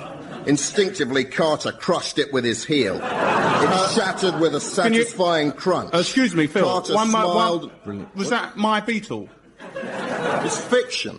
Did that happen? Did you crush my beetle? Is that what happened to my beetle? Chris, it was 6 months ago. Hang it's an on. accident. It was another I didn't accident. crush it on purpose. Hang on. I woke up one morning, your beetle was cannot, carrying but another thing you've done. Look, I mean, if you weren't so busy walking around, look, please, just 'cause your book's not selling, Chris. Hang on. Hey, look, listen. Stop, everyone. Are you staring at me? No. The thing is, I want to point out that Hope was crushed, but it was Hope the cockroach, not Hope the ideal. Hope the. What are they laughing at? No. Alan, are you all right? Yeah, I'm fine. You didn't crush a beetle. You didn't crush John Lennon. He's a beetle. Didn't crush him. That would have been bad. He's already dead. Paul McCartney's still alive. He's doing with Linda McCartney. She's doing the vegetarian. Sure you're all right? Dishes, microwave dishes, vitamin deficiency. And I'm really hungry. Actually, I'm really hungry. Have you got any cornflakes? No. Sugar. I just like frozen food. I like going home and get the frozen food and cook it up, and it's really nice. And just put it in a bowl and eat it. Right, and put the video on. I've got a TV. It's the biggest TV you can get. Alan, it's like have you 6 taken feet some? across TV, and it's like a big eye in the room. It sort of stares at me, and it scares me, and I don't like it. Alan. I don't like it. And I'm not going home tonight. Alan. What? I think you've taken some drugs. I've taken drugs. Yes. I have taken, on that bombshell, I, Alan Partridge, have taken drugs. Chris Lester, Phil Collins, the famous one, Shirley Big Tits, the Frog, the writers and researchers, Steve Coogan, Patrick Marber, Rebecca Front, David Schneider, Hugh Mackichan, produced by Armando Iannucci. Say next week. Right. Yeah. Right.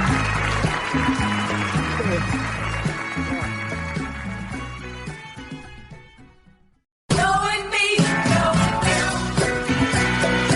there is nothing we can do. Knowing me, knowing you. Aha!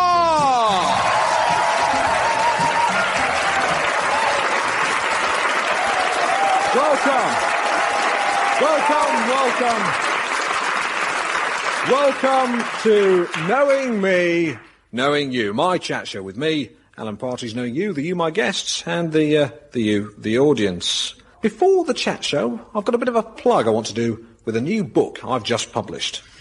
It's by Pear Tree Publications, the publishing wing of my company, and it's a collection of amusing sporting anecdotes. It's called A Funny Thing Happened on the Way to the Stadium to Alan Partridge, by Alan Partridge. It's a stocking filler, you know.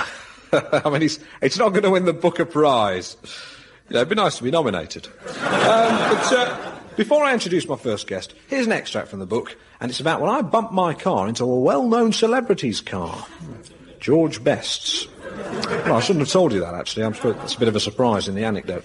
Anyway, I'll read it. I just finished having lunch with Jeff Capes, the shot putter at the Savoy, and I was reversing my Ford Granada out of a parking space when, bang, I'd bumped into a very flashy Lotus sports car. Who's driving that, I wondered? You'll never guess. It was none other than George Best. Sorry about that, George, I said. Oh, well, he said, I suppose we'll have to swap insurance details. And I said, yes. George Best. Marvellous. OK. My first guest tonight is not George Best. He's a bit of a handful. I'm honoured to say my first guest is a member of the royal family. Yes, all day here at Pear Tree Productions. We've been rolling out the red carpets and the walls have been licked with a new coat of paint. She's regal, she's royal. Please give a loyal round of applause to a very nice person, the Duchess of Stranraer.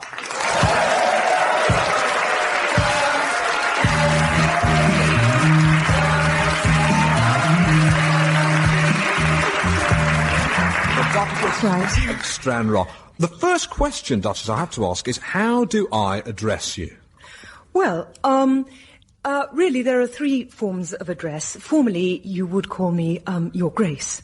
Sorry, I'm rather nervous. That's all right. As this is informal, you would address me as Duchess, or just Emma, which is, of course, what my family or my husband would call me. Your husband's hardly likely to call you Duchess, is it? Is my tea ready, Duchess? No, they'll do that, is it? No. But you're a very different kind of royal, because you're not like Princess Di. She's very beautiful. But you're more of an outdoor type. Yes. You know, and it's nice with your hair all piled up on top of your head like that. It's nice in the royal way. Now, what a lot of us would like to know, I'm sure, is, as a royal, what do you do? What do you do? Well, a lot of the time I work for charity. The rest of the time, really, I work on the estate. It's a large estate, as I'm sure you can imagine, and there is a lot of work involved, and it's a pleasure for me to spend my time doing that. I've seen a photograph of it, and I would dearly like to come and visit a place like that. Well, you must, really, because the house and gardens are open to the public 3 days a week. Right. That's Mondays, Wednesdays and Fridays. So if I came, I'd be with, like, the public? Well, I hope so, yes. I mean, we try to encourage all comers. We like to have a crowd. Right. But, I mean, during the week's a bit difficult for me. I was thinking if I could maybe come at the weekend. We don't open at weekends. We have to have the house to ourselves. Yeah, I'm getting wires crossed. I think what I'm trying to say is I would really like to come and stay for, as a guest for a weekend. Oh, I see.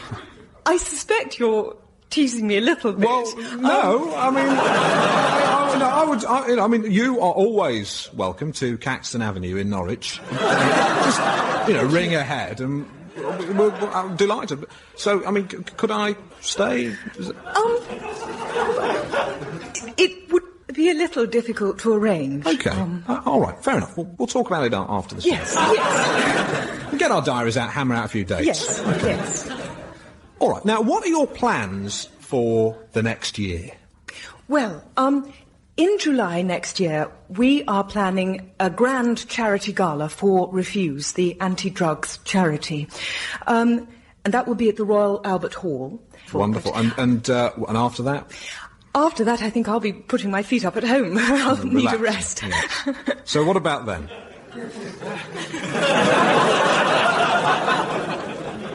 Sorry, what about then? Well, can I come and stay then?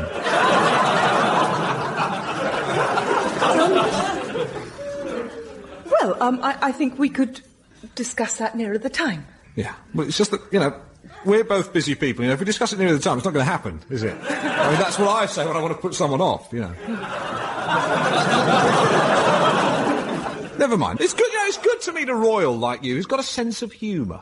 Well, I have to say that as a family, we have a sense of humour. I mean, when we all get together, we have a blooming good laugh, Not to put too fine a point on it. And a dance? Absolutely, we love dancing, yes. Yeah, yes.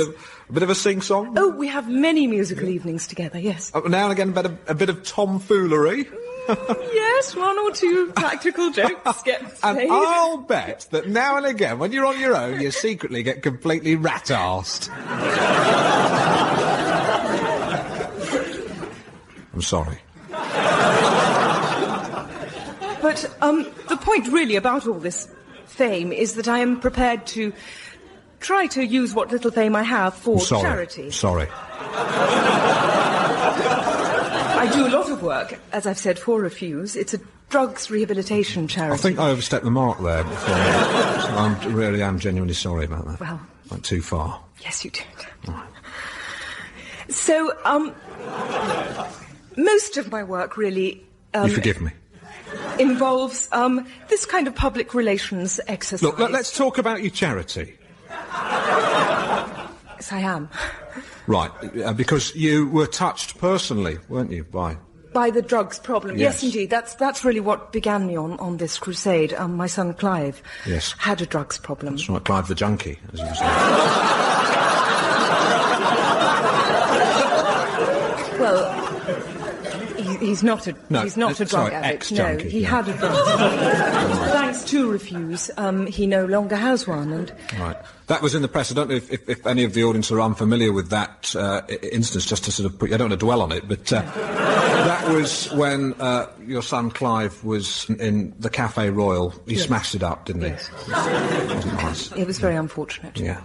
It was a long time ago, and the point really is... He trashed the place, didn't he? Completely trashed it. It's all in the past because he has been able to help himself. Right. And get back into the community. Wonderful. Now, you have two lovely daughters. Yes. Alicia.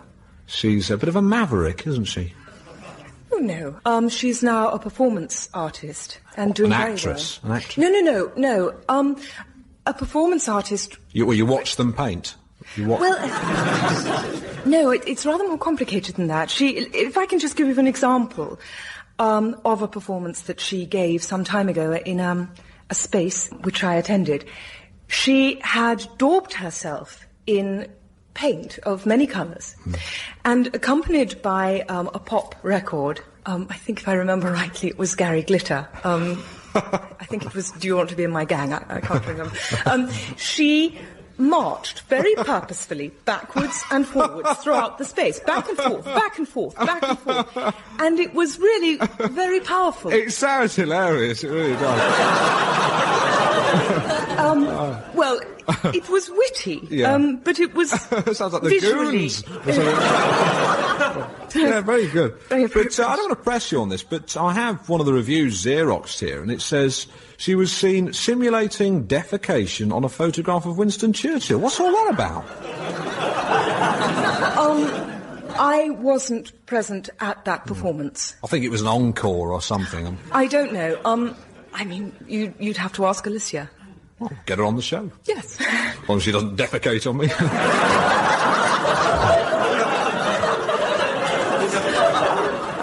I'm sure she'd only simulate it. Now, I'm at the top of my profession.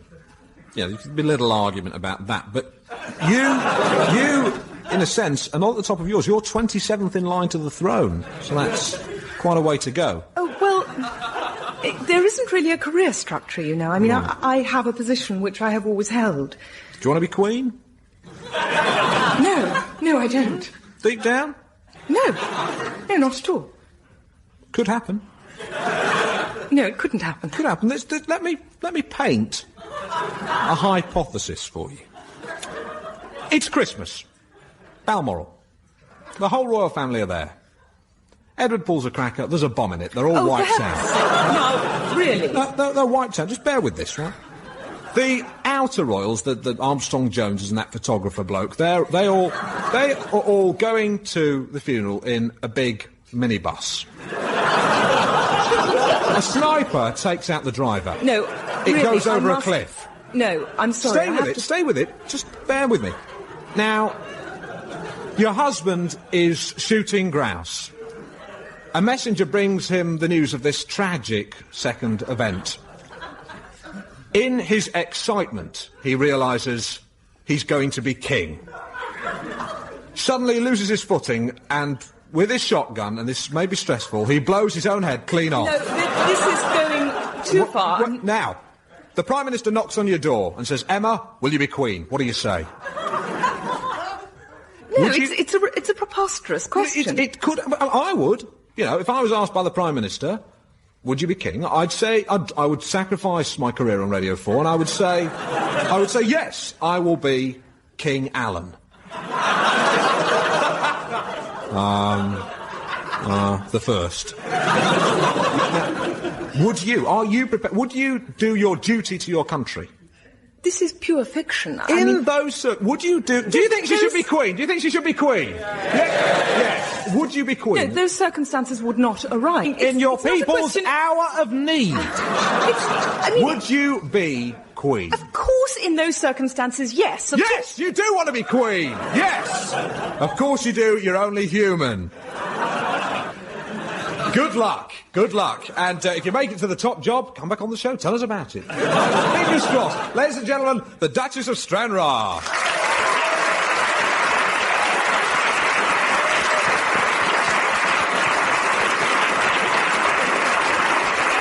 OK. Now, next guest on the show, we've got Dustin Hoffman, Sean Connery, Michael Caine and Frank Spencer. In fact, we haven't really got those people on. But in a sense we have, because my next guest is a very talented young impressionist. And he can do all their voices. So it seemed like they were on. My researchers spotted him in a little club, the Comedy Shop, and they said, Alan, he's a bit near the knuckle. And I said, I don't mind that, as long as his knuckle is near his funny bone. And I'm sure it will be. I'm prepared to take a chance on him, and I hope you are too, as I welcome funny voice man impressionist Steve Thompson.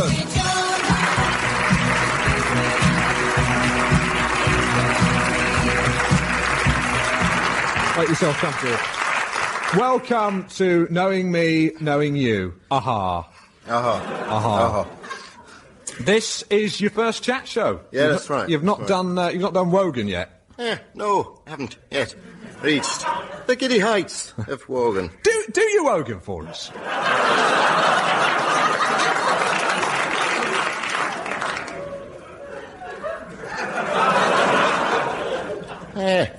Terry Wogan. Very good, very good. Well, we'll work some impressions subtly into the show, but first let's talk about this new alternative comedy thing. What is that? Well, it's not really a new thing, you know. It's actually been around for about 10 years now. You know, a lot of people think, oh, it's new, but it's not. Ben Elton. Ladies and gentlemen, yes, indeed. A little bit of politics. I don't mean do him. I mean he's an alternative comedian. Well, yeah, I mean, people say, yeah, Ben Elton, he's alternative, but I mean, you know, this distinction I want to make is between good and bad comedy, you know, it's not about alternative. Right, but you hate all the old comedians, don't you? No, that's another myth about, you know, us sort of newer generation people. No, I've got the deepest respect for, you know, people like Tony Hancock, Morecambe and Wise, Frankie Howard, the Goons, brilliant. Monty Python, brilliant. Bernard Manning, Jim Davidson, Les Dennis. Not so much them people, more the other people, not them so much. Right, you hate them. No, you're playing devil's advocate here, Alan. I just want you to admit that you hate Les Dennis. Yeah, but, I mean... what the distinction I want to make is between sort of, you know, that they're sort of joke-based comedy, and the stuff I do is more kind of truthful, observational stuff. Right, you know? you tell observations, don't you? I make observations. Right. Do an observation.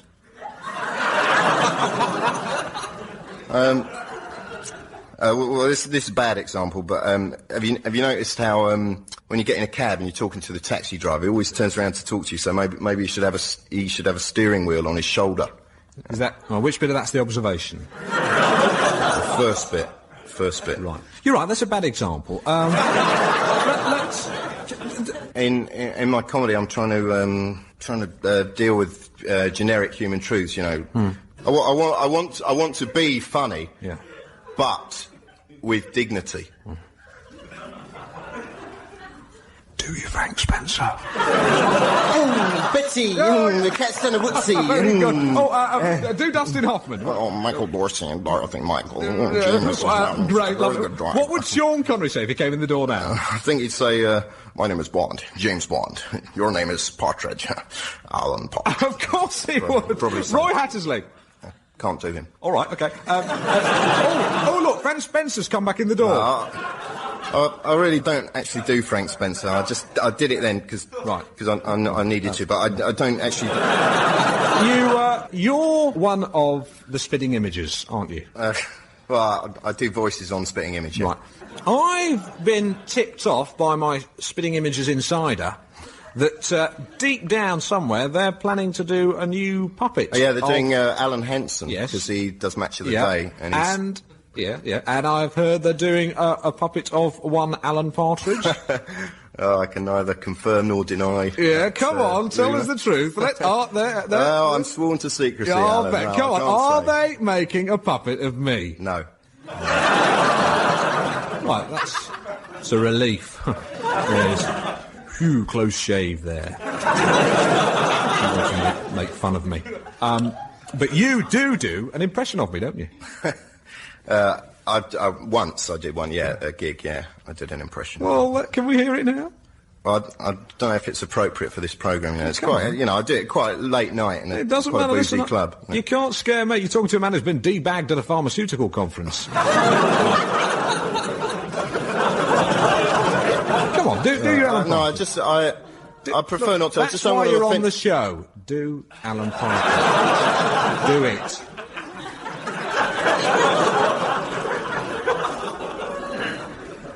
Good evening, I'm Alan Partridge. Welcome to Knowing Me, Knowing You with Alan Partridge. Alan Partridge. I'll just say my name again. I'm Alan Partridge. It's not that I like the sound of my own voice, it's just I enjoy hearing myself speak. I'm Alan Partridge. This is Sports Desk. I'm Alan Partridge. People say I make mistakes, but the only mistake I've ever made was being born. What? I'm Alan Partridge. I'm the non-thinking man's Elton Wellesby. I'm Alan Partridge. All right. I'm a media whore with no punters. Let me on the telly. Let me on the telly. I'm Alan Partridge. I'm the man. I'm Alan Partridge. I'll tell you, I'm Alan Partridge. I'm the man who makes Jimmy Hill look like Umberto Eco. I'm Alan Partridge. Alan Partridge. Alan Partridge. Alan Partridge. Alan Partridge. Now that, sunshine, is libellous. Now that, sunshine, is libellous. That's what I said. That's what I said. What are you doing? What are you doing? Will you just stop repeating? Stop. What are you trying to do? Stop it! Stop it! This is stupid! This is stupid! You're making yourself look stupid! You're making yourself look stupid! Stop that now! Stop that now! It. Stop it! Don't say any more! Don't say any more! Stop it! Stop it! You look ridiculous! You look ridiculous! That's it! That's it! That's it! That's it! That was Steve Thompson there, the impressionist. That was Steve Thompson. You're not still doing it. Not still doing it. That's ridiculous. That's ridiculous now. That's ridiculous. Please stop it. Stop it. I'm Alan Partridge. I'm Alan Partridge. What's Umberto Eco? What's Umberto Eco? Translate that now. Translate that now. What is it? What is it? What is it? What is it? What is it? What is it? What is it? He's a person. He's a person? He's a person? What does he do? He's a semiologist. He's a semiologist? He's a semiologist. What's the semiologist? What's the semiologist? What is it? What is it? What is it? What is it? What is it? I'm not telling you. What's a semiologist? What's a semiologist? You can't do that. You can't do that. Stop it. Stop it. I'm Alan Partridge. I'm Alan Partridge. I'm Alan I'm Partridge. Alan Partridge.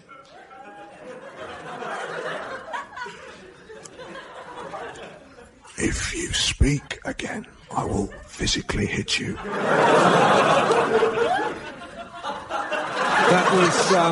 That was Steve Thompson there, the impressionist. A quick question before you go, Steve. What's the name of the researcher that booked you? I don't know. Is it Lisa? No. Must have been Jason then, that's all I need to know. OK, Steve Thompson there, thanks very much, Steve. There's no time to clap, there's no time to clap. There's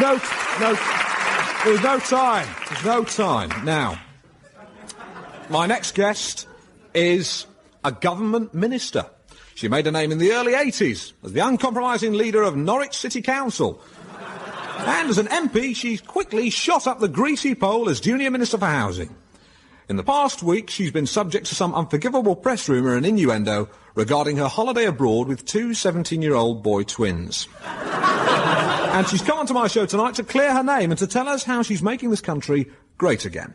Please welcome the Junior Minister for Housing, the delightful Mrs. Sandra Peakes.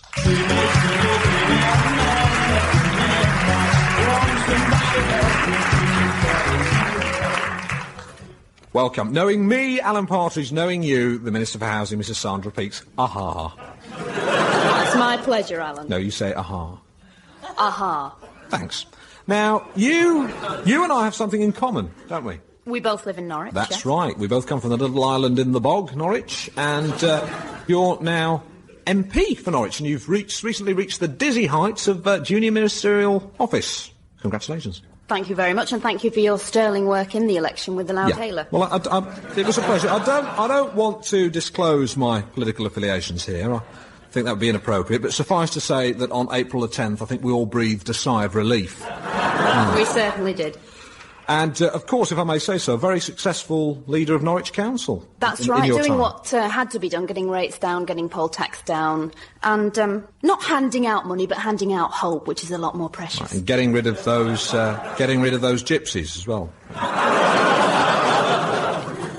But we're here to talk about the rumours, the sordid speculation that's blighted your life over the past couple of days. It's been rammed down everybody's throat. Yes. Now, for listeners at home, those who've had the good fortune not to have seen the photographs in the tabloids, they depict the minister quite simply on holiday on a lounger with two young lads, just, popping a bit of baby lotion onto your tummy and legs.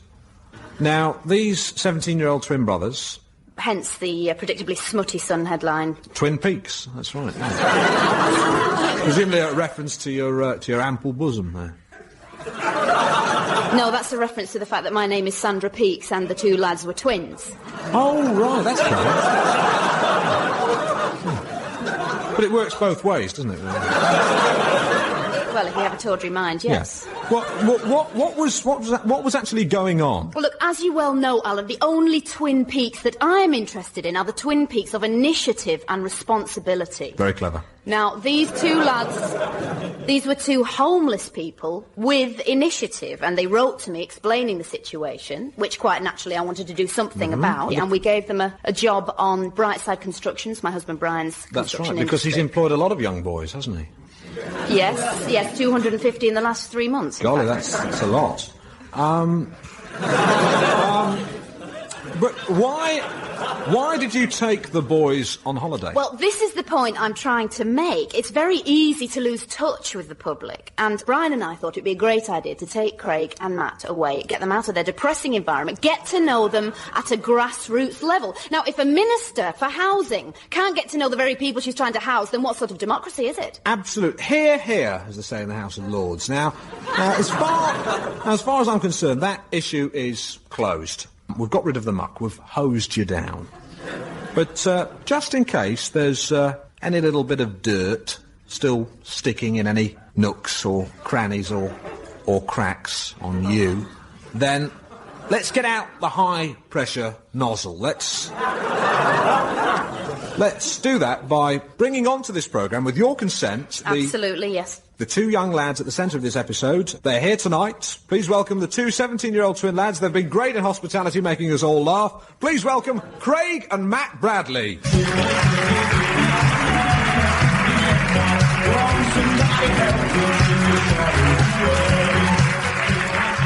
Craig and Matt, welcome. Now, which one's Craig? Which one's Matt? I'm Craig. Oh, Matt. Right. Okay. Did you enjoy hospitality? Yes. Yeah? Great. Yeah. Managed to eat the sandwiches? Yeah. Take a few cans home with you? Yeah. Right. That's what I do. I don't do that stuff. I don't pilfer. Now, you've heard and read, presumably, about the allegations. Tell us about the minister. You know her better than anyone else. What's she like? She's very nice. Yeah, she's lovely. Yeah. We're just like one big happy family, aren't we? Right. And so what was your reaction when you saw the photographs in the paper? I thought it was disgusting. I mean, you know, in this day and age, just because someone goes topless, you know, there's a big scandal. She wasn't topless in the photograph. No, I never took my top off. No, what Matt means is that we were topless. Me and Matt were topless. Yeah. So Mrs. Peakes was never topless. Right. Yeah, we're just one big happy family. Yeah. But you had a great time. Yeah, brilliant. Yeah. Brilliant. Yeah, I wish I was 17 again. Why? Just so that I could... We were one big happy family. Yeah, you said that. OK, I've heard what you said, and I have to say that I, Alan Partridge, think that someone here smells deeply of fish. And it's not Alan Partridge. No, what are you trying to say, Alan? It's all a bit too squeaky clean. Come on, lads. Bottom line, I've got a chequebook here. How much to spill the beans? No, Alan, do not descend into... 20,000. 20,000. I can't... Don't accept it. Shut it, Sandra. Juice is telling me you can have £16,000. It's not enough. Do not believe that I am sitting here, and you, Alan It's not Partridge... enough. Don't worry, I'll get it. I'll give you 4 out of my own pocket. Cash. Yeah, right, yeah. After cash. the show. After the show, we'll do that. Right. 16 now. Yeah. Right, I'm OK, leaving. done. I'm leaving, Mr. Partridge. She's getting up. The minister's leaving the show. She's walking out on my show. I'm going. She's going. She's off the show. Thank you. That's all, Minister. Now, dish the dirt. Where's the cheque? The cheque. Right, there. Make it out to me, Craig Bradley. And Matt. No, that's all right, I'll sort it out. Right. There. Now, come on, quick. We've got 2 minutes. Dirt. Quickly.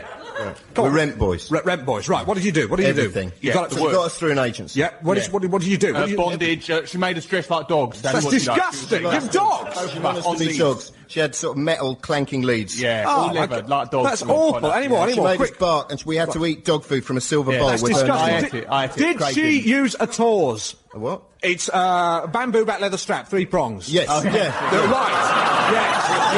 Right. And she made Quickly. Brian wanted to be a dog as well, but That's she right. wouldn't let him. Yes, and she made Mr. Peakes go into the bathroom and lick milk up from the shower. Yeah. Did he go Yeah. meow Yeah. like a cat? No. Right, OK. He was Quickly, please. CCP. Give me some physical evidence of what she did. Right, all right. Quick. Yeah, look at my bottom. Look at that. Look at his bottom, ladies and gentlemen.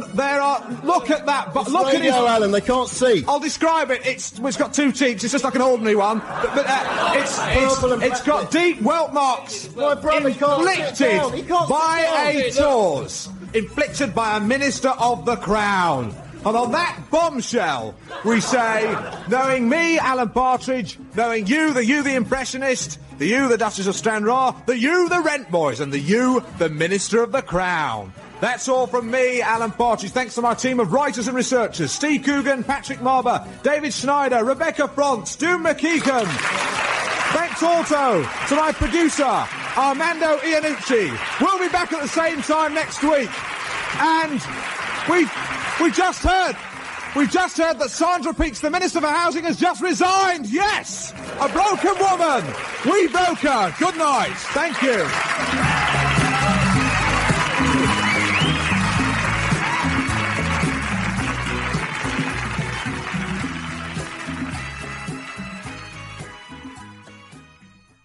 Knowing me, there is nothing we can do. Knowing me, knowing you. Aha!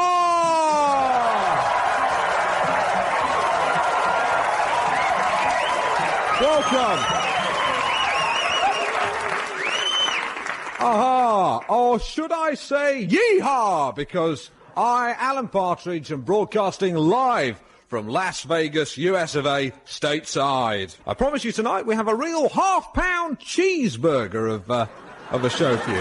And it's a cheeseburger that contains lots of meaty chat, a salad of wit, and a flap of amusing cheese. All held together by my sauce of tomato ketchup, or for you here in the States, tomato catsup. That's what you say. Now, for those of you listening beneath the Star-Spangled Banner who haven't heard of me, I'm a sort of an English Johnny Carson. And for those of you listening beneath the Union Jack, I'm Alan Partridge. Now, tonight, for various reasons, my producer and American co-producers here in Vegas thought it would be a good idea if I had an American co-host. And that's great. It's a good idea. I agree with it.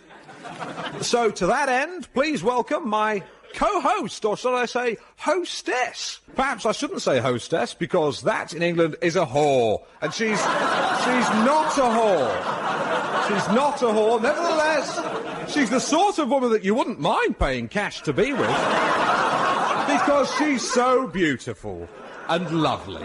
Please welcome supermodel Kendall Ball.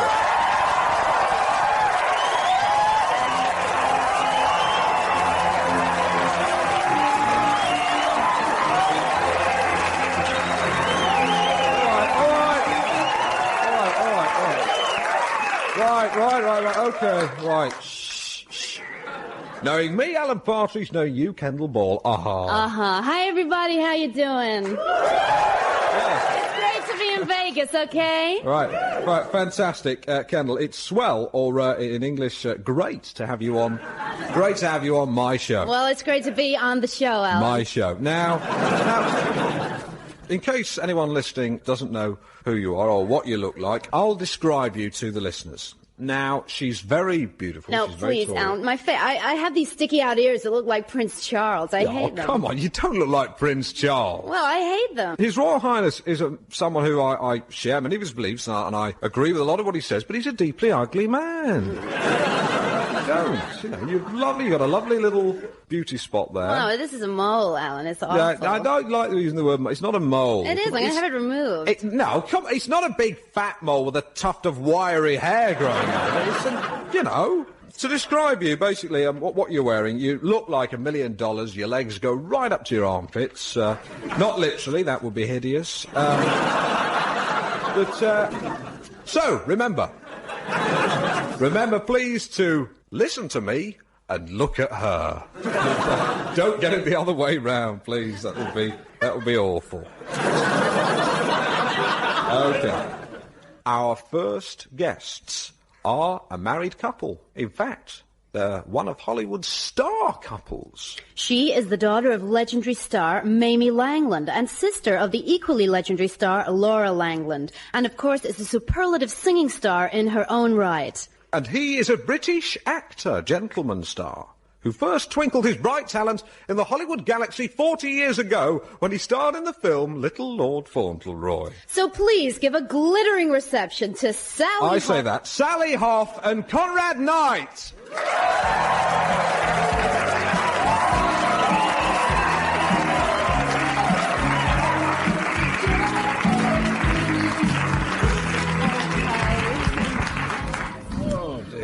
Knowing me, Alan Partridge. Knowing me, Kendall Ball. Knowing us, Alan Partridge and Kendall Ball.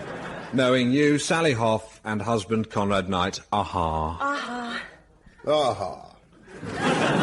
Now, if I, Sally Hoff, and husband Sally. Hi. Lovely Sally. Hello, Alan. Hello, Kendall. Oh, it's lovely to meet you, Sally. I've admired your work for many years. Oh, Kendall, that is such a lovely thing Right, to lovely. say. That's beautiful. Lovely to see you. Isn't Sally terrific? Yes, she's lovely, yes. Sally, you are daughter of the legendary Mamie Langland, That's right. sister of the legendary Lara Langland. Uh-huh. Now, she is so busy, isn't she? She's wonderfully busy. She's I'm very proud of Laura. Hectic schedule. She's certainly, I know for a fact she's working tonight. As as is Carly Simon, Liza Minnelli, Barbara Streisand, all working tonight. But you are available. That's the important thing. You're here. Well, now, what was it like growing up in a famous family? It must have been marvellous. Alan, it was magical. I had a fairy tale childhood. With your mother, Mamie Langland. I loved those films she I'm made. so happy. Good. Sally, tell us about your mother's alcoholism. Oh, come on. I don't want to sully the memory of... Her mother was a fine, wonderful musical actress. I don't want to think about her mother as some drunken woman wandering around Sunset Boulevard in her bare feet with a mascara running down her face, directing traffic, holding a bottle of gin in her hand. I want to think of her sitting on a haystack and singing Hopscotch Girl in her pink dress. Well, yes, it was a very private problem. I've written a book about it, that's all there is to say. Conrad, you published your autobiography, Agent in L.A. Agent in L.A. Published in 1979, which had very bad reviews. There was a particularly bad one in Spy magazine. It simply changed one of the words at the title of your book. They changed the first two letters of the word gent. Yes. And left the last two. Yes. So it was a something in L.A. Yes. Right.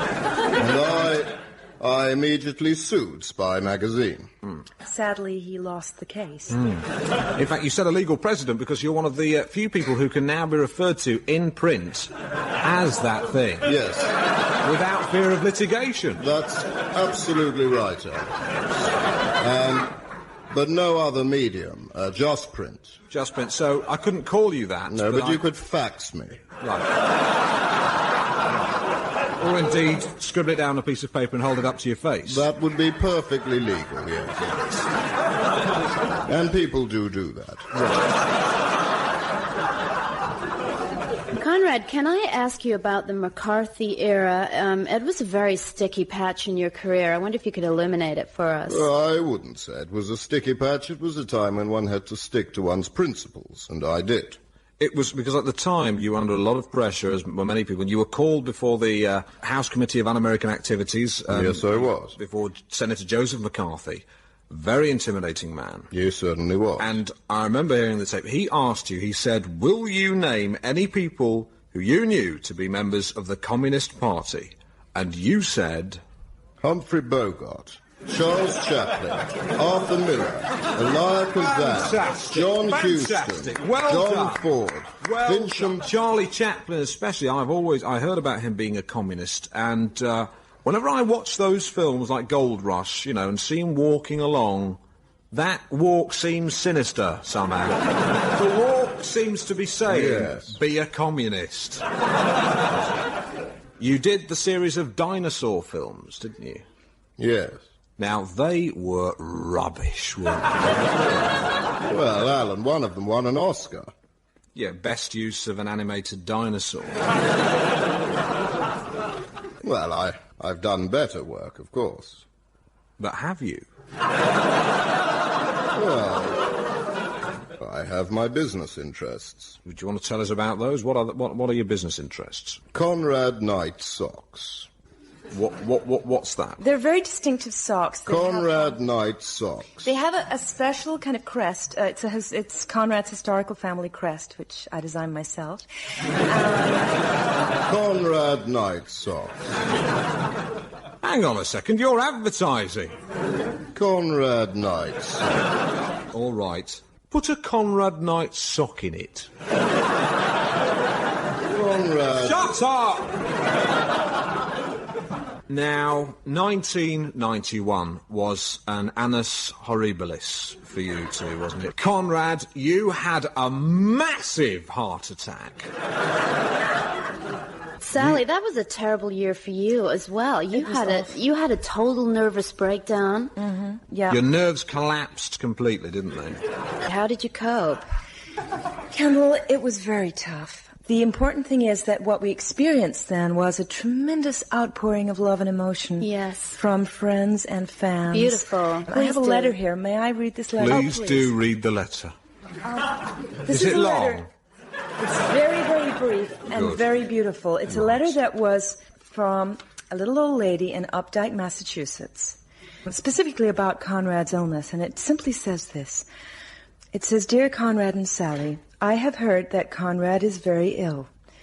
I do not know either of you, but I know your work, and I value you.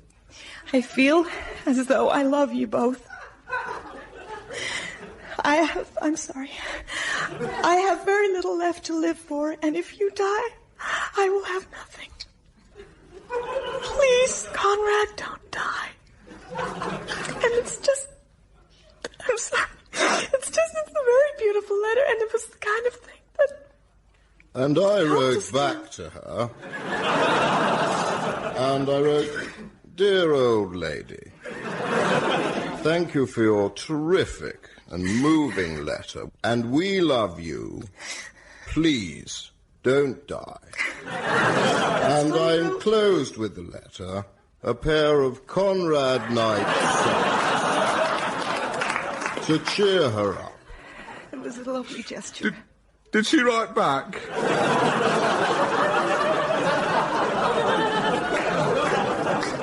No, she died.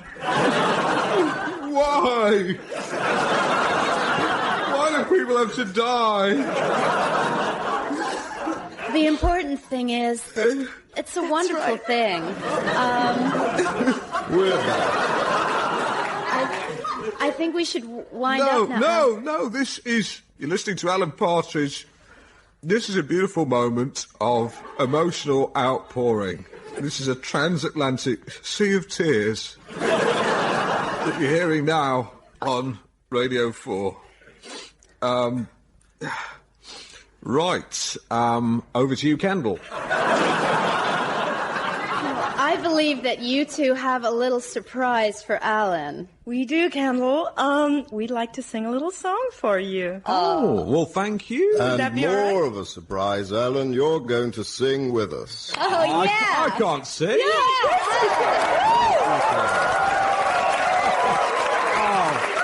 Now. All right, okay.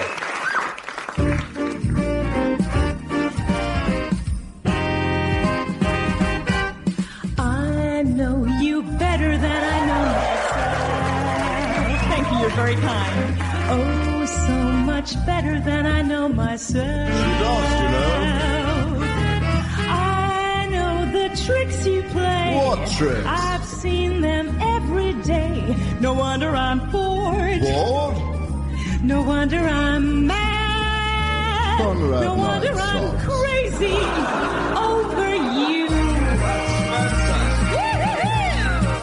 Welcome to Vegas. I'm at home in Vegas. 'Cause Vegas, you're putting me off. That's The all town where right. I belong. What a guy! You can bet, oh yeah, you bet, on Vegas. The only town to move me to song. Terrific! I have seen the best. What best? North, south, east and west. Or west. From Shanghai to Timbuktu. That's quite far away. At home in Vegas. Yes, and I'm at home in Vegas too. Thanks for being on Knowing Me and Knowing You.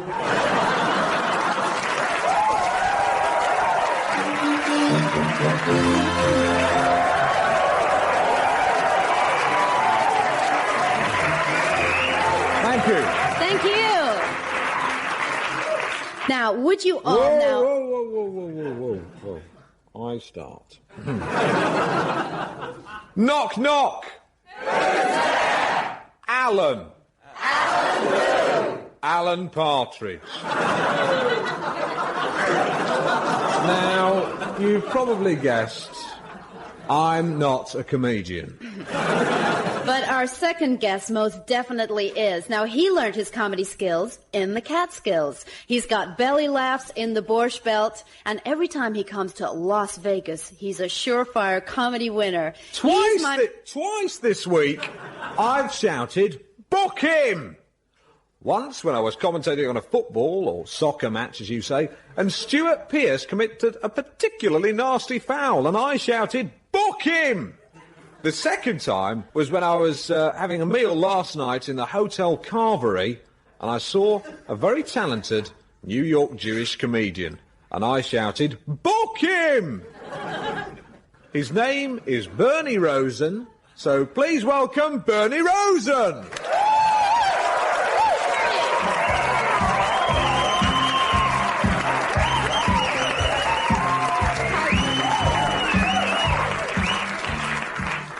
Knowing me, Alan Partridge. Knowing me, Kendall Ball. Knowing us, Alan Partridge and Kendall Ball. Knowing you, Bernie Rosen. Aha. Yeah, knowing me, but obviously not in the biblical sense. Though we live in hope, eh, Kendall? Sure. Who are these people here? You know, they all look so depressed, you know. I mean, that's the thing about Vegas. You know, we Jews, we've lost so much money here in Vegas. We call it Oi Vegas, yeah. I mean, look at that woman over there, you know. Look at that lady there. She looks like she's just got here from a funeral, you know, her own. Yeah. Bernie, Yeah, I noticed the way you came in was, like, full of confidence and full marks schmazz there, and Kendall. Is your comedy a sort of defense mechanism? Can we just... I don't want to get too heavy. Look, Bernie. Yeah, Who's your favourite comedian? Oh, well, I suppose I gotta say Milton Boyle, you know. Who's he? Well, he's my favourite comedian, you know. Right. Who's your favourite British comedian that people in Britain might have heard of? Yeah, I'm sorry, Alan. You know. Tommy Cooper? No. Tommy Cooper? No, Come on, he did Tricks badly. You know, he died at the Palladium. Hey. Alan, I'll tell you something. We've all died at the Palladium, you know. What's your favourite situation comedy? My Marriage is my favourite sitcom, you know. We're on to our 22nd series. The ratings are terrible, you know, and the good news is they're writing my wife out of the next series. Bernie, I'm sure you're a very funny man, but you never answer the question. I don't know what you're talking about. If you don't know what I'm talking about, you should hear my cousin Morris, the Latvian accountant. Will you just answer the question? No, Alan. What's your favourite sitcom? The Golden Girls. Right. Mine is Robin's Nest.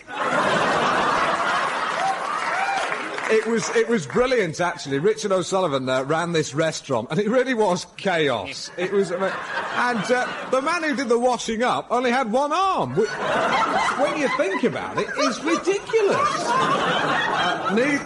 Needless to say that plenty of plates got broken, and Robin got annoyed. It was very funny. Now, let's move on. Let's not beat about the bush. You are a Jew. Oh, Alan, hey, you said you wouldn't tell anybody. The secret's out. What do you mean? Everyone knows. It's a joke, Alan. You know, I was joking. All right, you were very funny last night. Yeah, well, you know. You see, in Britain, there's a rich stream of Jewish comedy. There's all the famous ones: Shylock, Fagin, Topol, Maureen Lipman in the British Telecom ads, which depict modern Jews accurately and hilariously. But of course, there are different kinds of Jews, aren't there? Oh, sure, Alan. You know, we got conservative Jews, we got Reform Jews, liberal Jews, orange Jews, apple Jews. Apple Jews. What are they? No, Alan. It's a joke, Alan. It was Jews, you know. It sounds. Did you do that joke in your act? No, I wrote it for tonight. Yeah. Well, you shouldn't have bothered. Yeah. Bernie, could I ask you a question? Keep it light. How do you deal with anti-Semitism in your profession? Oh. Should I answer that? I don't want to get into this whole dangerous area of anti-Semitism. Look, please, Bernie, for God's sake, please, tell us a joke about Jews. Okay, Alan, I'll tell you a Jewish joke. I said to my wife, Ida, how come you never tell me when you orgasm? And she said to me, Bernie, it's 'cause you're never there. You know, when I orgasm, you're never there. You know, hang on. Oh, yes! Yeah! Oh, yeah! Okay, we have contact. Okay. I've got a great joke about Jews. Oh, yeah. Did you hear about the Jewish hotel keeper? He kept a fork in the sugar bowl, for goodness sake. No, Alan, that's not a Jewish joke. No, that's Alan, an anti-Jewish that joke. stereotypes Jewish people as being mean. Well, That's not kosher. I wouldn't want to say you were. I mean, in fact, I noticed when I met you tonight, the very first thing you did when we met in the bar, you went and bought me a drink, and I remember you did that, and I thought, yes, good. Yeah, I mean, that's very nice of you, Alan, but the important thing is not to generalize. You know, I've just met you. You're the only person I know from where are you from? Norwich? Norwich. Yeah, and just knowing you, I'm not going to think that everyone in Norwich is... Stupid. People aren't stupid in Norwich. I wasn't saying they were stupid. No, let me nail this ghost to the coffin once and for all. Norwich people are not stupid. Let me tell you something. Let me tell this American audience something. In Britain, we have centres of excellence. Oxford, Cambridge and Norwich. And people in Norwich are different. Living in Norwich is not just a way of life. Norwich is an attitude. And I will not have that kind of prejudice thrown upon me from someone like that's a disgrace. Thank you very much for your interview. You were so funny last night. Do I go now? Yeah, give him a round of applause. Bernie Rosen, ladies and gentlemen!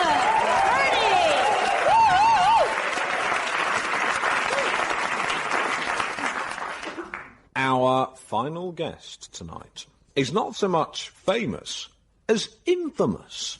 He's known throughout Las Vegas as one of the biggest high-rolling gamblers of them all. Rien ne va plus.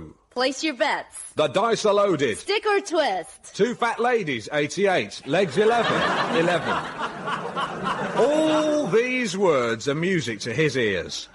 Please welcome Mr. I'll say this. Please welcome Mr. Risky Business himself, professional gambler, Jack the Black Cat Colson. Woo!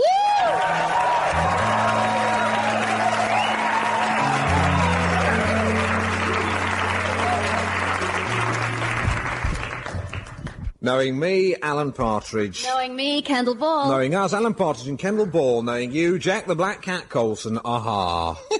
That's just about the longest introduction I ever had. Aha, I thought you never going to finish it. Jack, I believe that you have played poker with Telly Savalas. Tell us That's about right, it. Who loves you, baby? Tell Savalas, he's a real keen poker player. He heard I was in Vegas. He was shooting some film here. He said, Jack Blackcat, how do you want to play a bit of poker? High stakes. Yeah? Book him, Dano. Murder one. Nope, man, that's the Y50. Right. Telly never said that. Okay. Anyhow, Telly comes up to my hotel room. I say, Telly, you want to play a little bit of Texas Hold'em? You know Texas Hold'em? Yeah. Telly? Deal comes. Telly's got a pair of kings. I got bullets in the hole, aces. Oh. Now, I don't know. I figure I'm going to get Telly all in here. Ooh. Flop comes, deuce, tray, 5. Ain't no use to neither of us. Wow. Telly raises the max. I call. Fifth Street comes to turn. Whoa. Guess what happens? 4 club comes down there. I just made me an inside straight. Hit middle pin. Woo! Whoa, hey. Telly says to me, well, what you got, Jack Blackcat Colson? I flip over my aces. I say, Telly, I got bullets. Pow, pow. You shot Telly Savalas. No, Alan, bullets, it's slang for aces. It's funny, though, isn't it, that his name's Telly Savalas and he's on the telly. That's real funny. It's a bit like me being called Radio Partridge. Which, of course, is not that funny when you think about it, because there was Radio Caroline, isn't there? It's a name. Jack, tell us about your famous roulette system. You've been practicing it since the age of 6. The thing about roulette, anyone out there listening to this, you don't want to play roulette. Sucker's game, see? You get all these people, they fly over to Vegas, they say, hey, I got some big shot roulette system. Only a sucker got a roulette system. I've got a roulette system. You want to tell us about it? I've got a foolproof system. Uh-huh. I developed it when I was coming over on the plane, club class.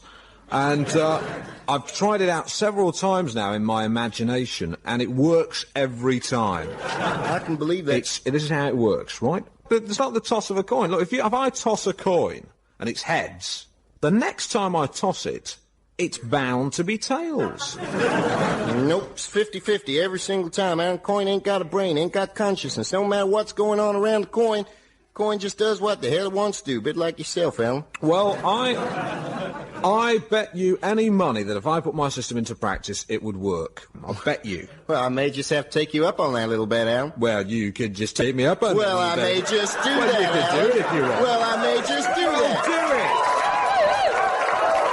Watch yourself, Alan. Hang on. If He knows what he's doing. You want to make a bet? $1,000 bucks. I think that your Texan belly's going a little bit yellow. You do, Well, Yes. let's do it, Alan. $1,000 bucks. Tough $1,000 coin. bucks. Let's do it, Alan. Yeah, $1,000. Call. Tails. What's that? Tails, yes!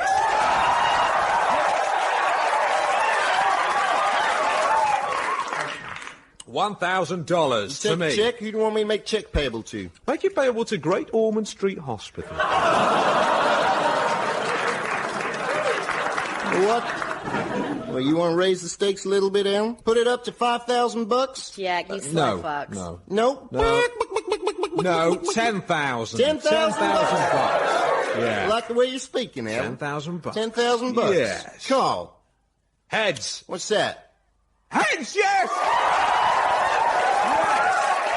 $10,000. Live from Las Vegas, it's Alan Partridge, just won $10,000 off supposedly the greatest gambler who's ever lived. Want a little check here, payable to Great Ormond Street No, Hospital? just leave that blank. I'll fill that in.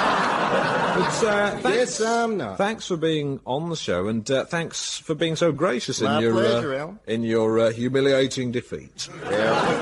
Well, you know me, Alan, don't matter to me. Lose $11,000, have a little bit of fun. I still drive home in my brand new $140,000 red Mercedes sports car.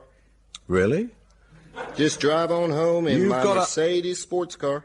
Well, here's the big question, buddy boy. Alan, don't even think No. about it. How do you fancy betting your $140,000 worth of German hardware against £20,000 worth of pure maroon Ford Granada Sprinter?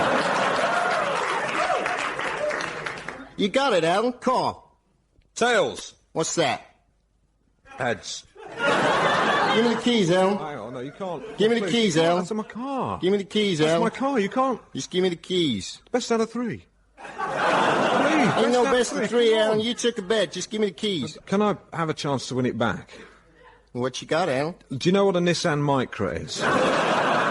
Shit, a little Japanese car. It's a Japanese hatchback. I don't want that. I have access to one.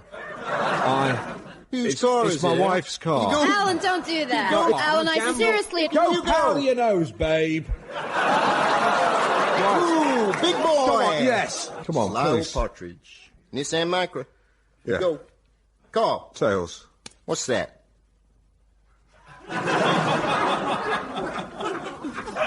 On that bombshell,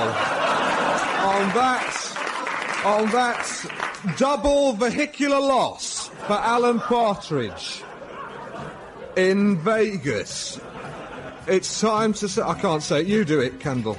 Well, you have been knowing us, Kendall Ball and Alan Partridge. Knowing you, Jack the Black Cat Colson, Bernie Rosen, Conrad Knight, and Sally Hawk. Thanks for our team of researchers, David Schneider, Rebecca Franz, Doon McKeon, Patrick Marber, and Steve Coogan. The producer was Armando Iannucci.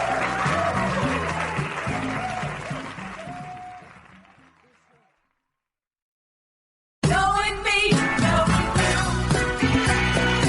There is nothing we can do. Knowing me, knowing you. Aha!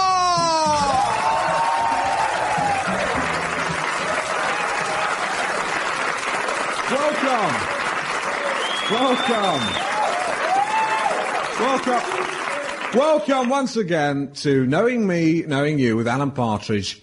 Aha. Aha. Now, the more observant listeners may have noticed that last aha was tinged with sadness.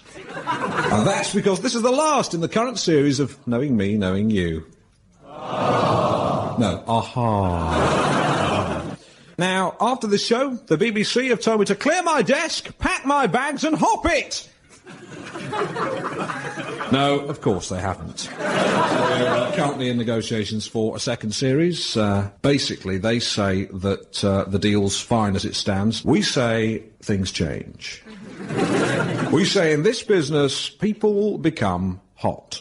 When you're handling something that's hot, you don't want to get your fingers burnt, so you wear oven gloves. And you handle that hot property with kid gloves. And oven gloves outside the kid gloves. To sum up, in case anyone's not quite sure what I'm saying, what I'm actually trying to say is that BBC TV are on the lookout for the next big TV chat show. Fingers. I'm actually trying to say TV's gain could be Radio 4's loss. OK, let's get on with the show. Let's banish all talk of Knowing Me, Knowing You being a central component of next autumn's BBC One schedule.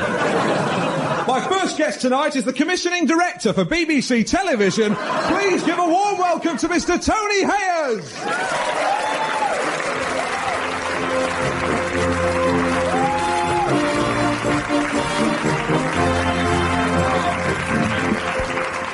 Knowing me, Alan Partridge. Knowing you, Tony Hayers. Aha. Aha. Tony Hayers, commissioning director of BBC Television. Alan Partridge, presenter of Radio 4's Jewel in the Crown. Yeah. No, it's Knowing Me, Knowing You. Right, I meant Jewel in the Crown. It's not called Jewel in the Crown. No. It's another thing. Let's move on. Right, yeah, of course. Now, in a short while, you will be taking telephone calls from members of the public. That's right. Who want to know questions about BBC Television. That's why you're on the show, and we look forward to that. Yes. Now, there is an ethos behind the BBC. Yes. What is that? We've always, and always will be, committed to making programmes of originality, quality and excellence. I can see that, because I go home, I sit down, I turn the television onto BBC One, and I sit and watch The Darling Buds of May, and I say, thank God for the BBC. This is quality. Well, that's very kind, Alan. I have to say that Darling Buds of May is actually ITV. Is it? Oh, right. Well, Inspector Morse, then. ITV. Right, OK. The bill? ITV. Right. Noel's House Party. Yes, that's us, Alan, yes. OK. Right, fine. So I like to go home, sit down, and think, I want originality, quality and excellence. I watch Noel's House Party, and I think, thank God for the BBC. Originality, quality and excellence. Yes. Noel's House Party. It's interesting, actually, you say The Darling Buds of May, because I remember now, the BBC was offered that show. Yes, and that's turned correct. it down. That's correct, yes. So someone, somewhere along the line, let 20 million viewers slip through his fingers. He must be kicking himself now. That was me. It's rubbish, though, isn't it? It's rubbish, though, isn't it? Well, I thought it was very good. It is. It's great. It's perfect, isn't it? I'm sorry, I thought you just said it was rubbish, Alan. Yeah, it is rubbish. The viewing figures, they're 20 million. They can't be that much. That's rubbish. But, right. Yeah. Right. I think it's time for the first caller, which is Steve from Hornsey in North London. Steve, are you there? Yeah, I am, Alan. Hello. Have you got a question for Tony Hayers? Yeah, Tony. Hello, Steve. Hello. Big fan of Duchess of Duke Street. The Duchess of Duke Street? Right. I was just wondering, are you going to bring that back? Are you going to have repeats of that? I must confess there aren't any firm plans at the moment, but I was a big fan of the series. I'm pleased to hear that it's fondly remembered in the public's eye, and yes, I'll do my best to see for the future. Actually, you could possibly get it on video. Is it available on video? No, I don't think so. You could try the BBC shop. I'm not sure myself. Well, I hope that helps you, Steve. Yeah. Can I ask you a question, Alan? Certainly, fire away. Why are you such a tit?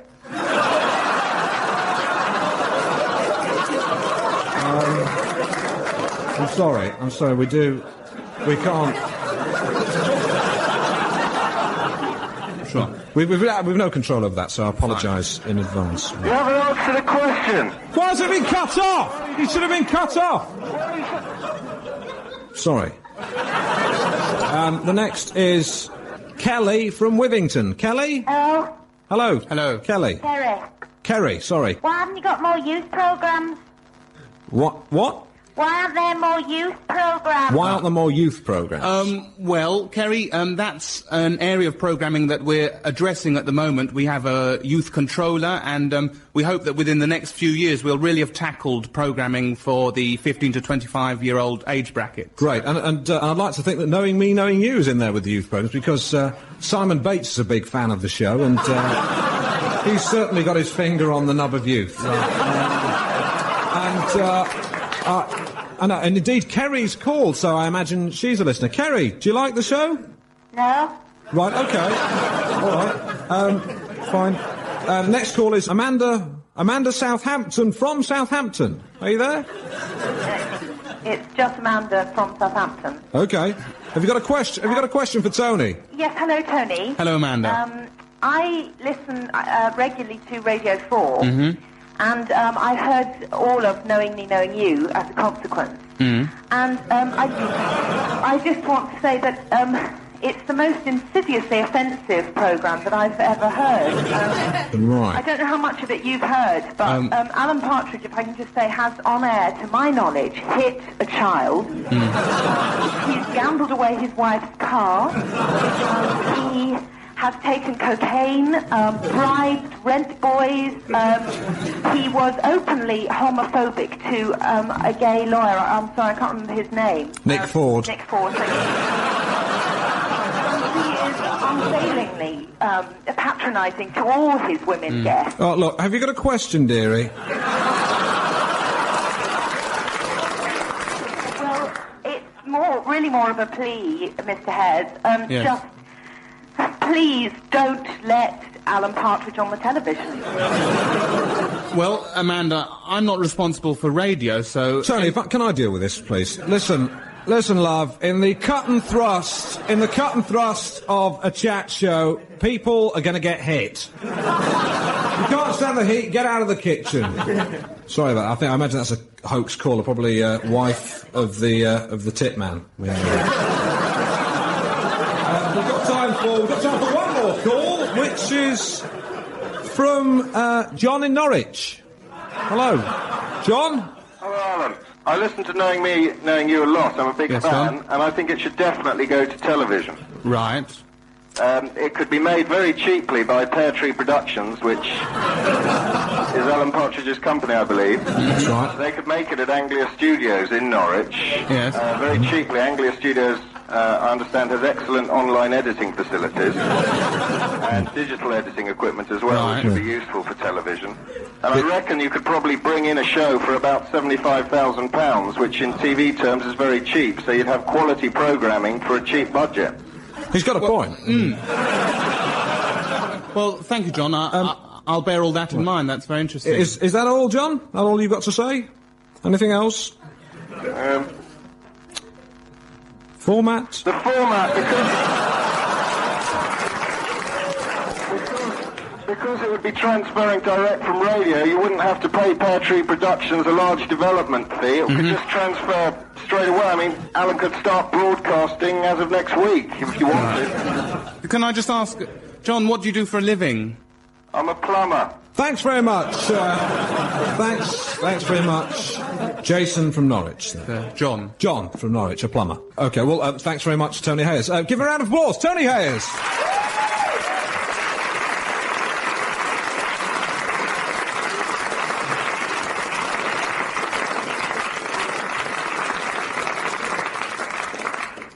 Now, my next two guests. Well, one is a TV presenter whose bark is worse than her bite.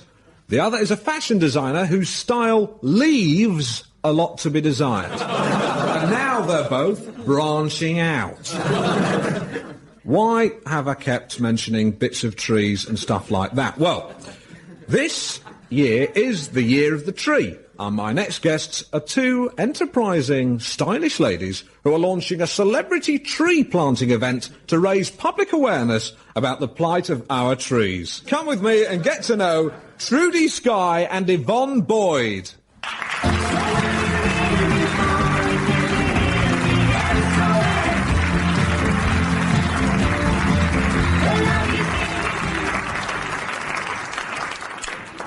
Knowing me, Alan Partridge, knowing you, Trudy Skye and Yvonne Boyd, aha. Aha.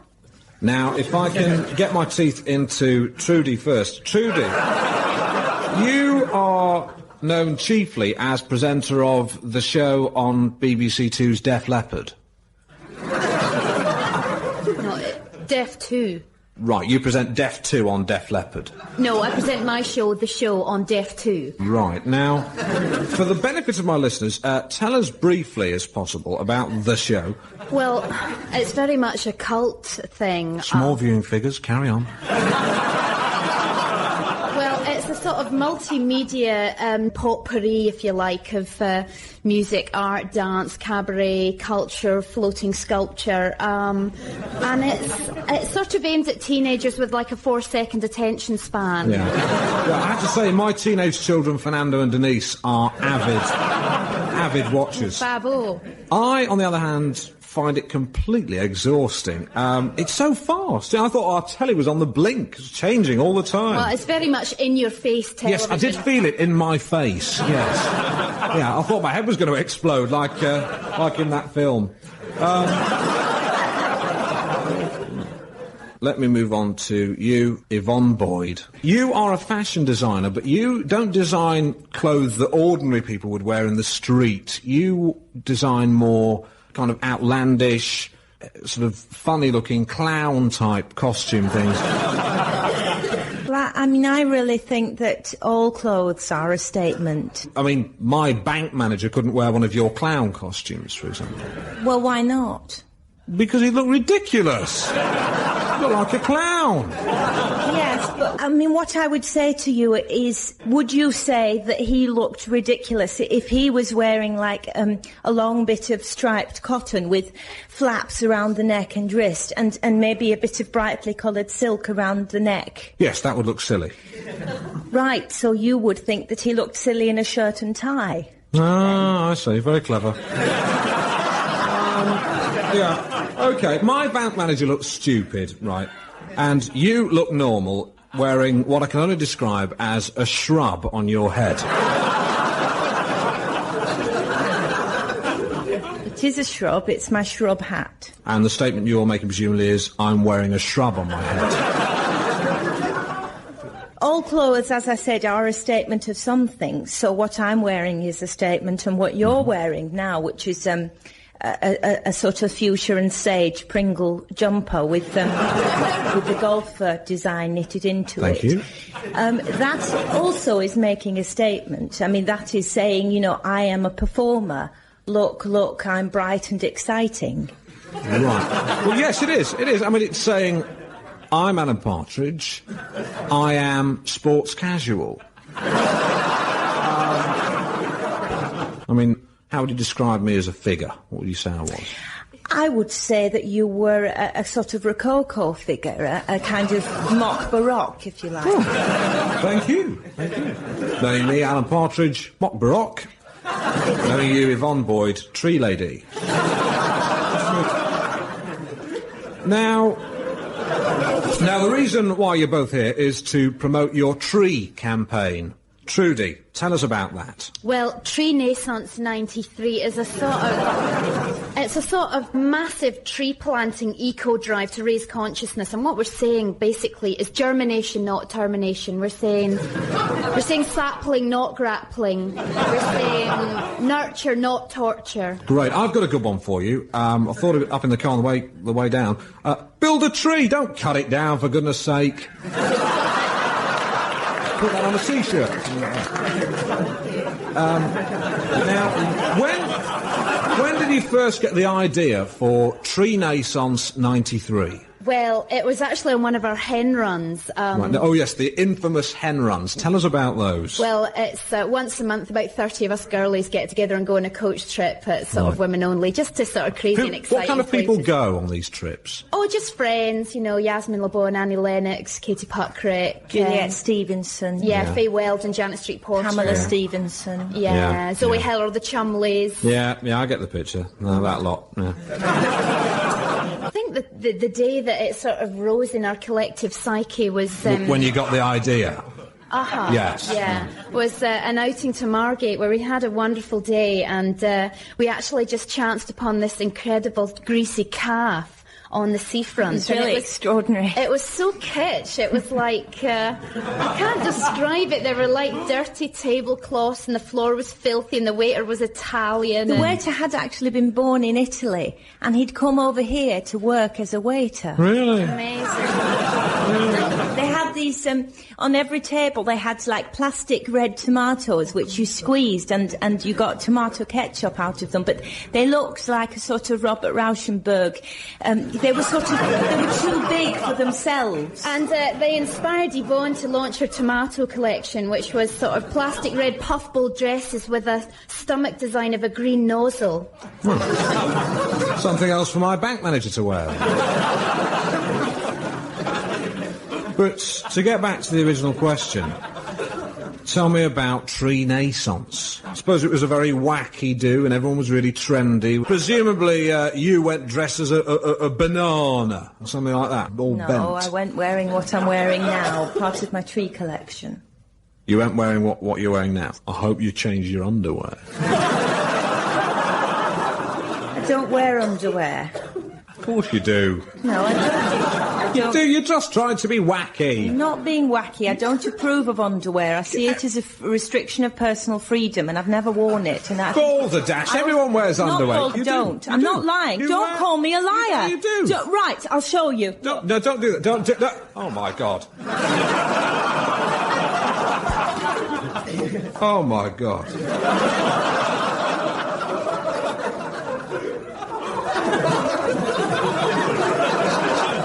Oh, God, I can't get it out of my head.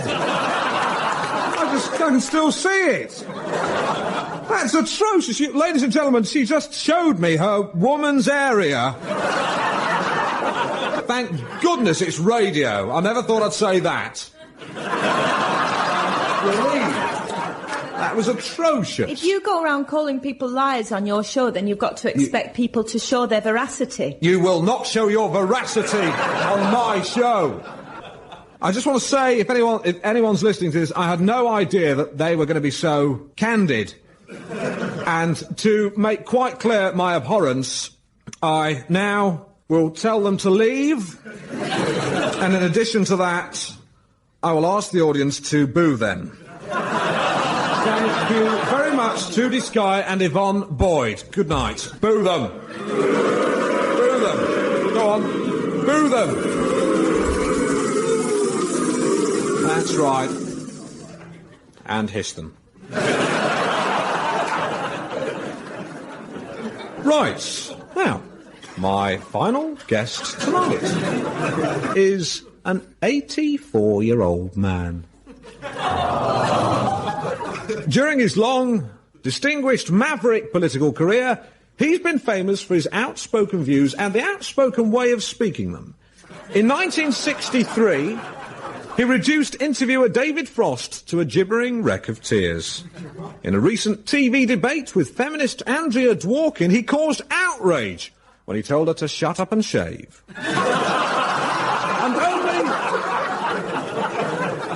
And only last week, he sensationally renounced his peerage and left the House of Lords. I'd better watch out. And so would you, as we get to know Lord Morgan of Glossop.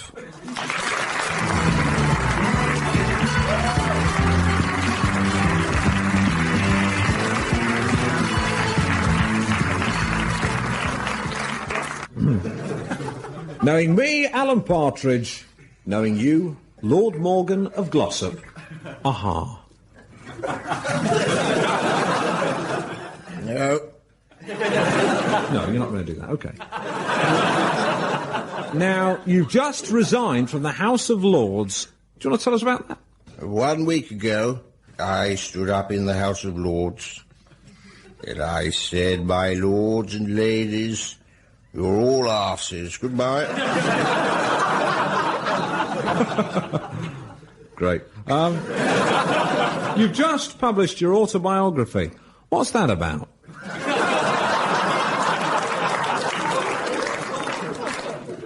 It's about my life, you arse. Yeah.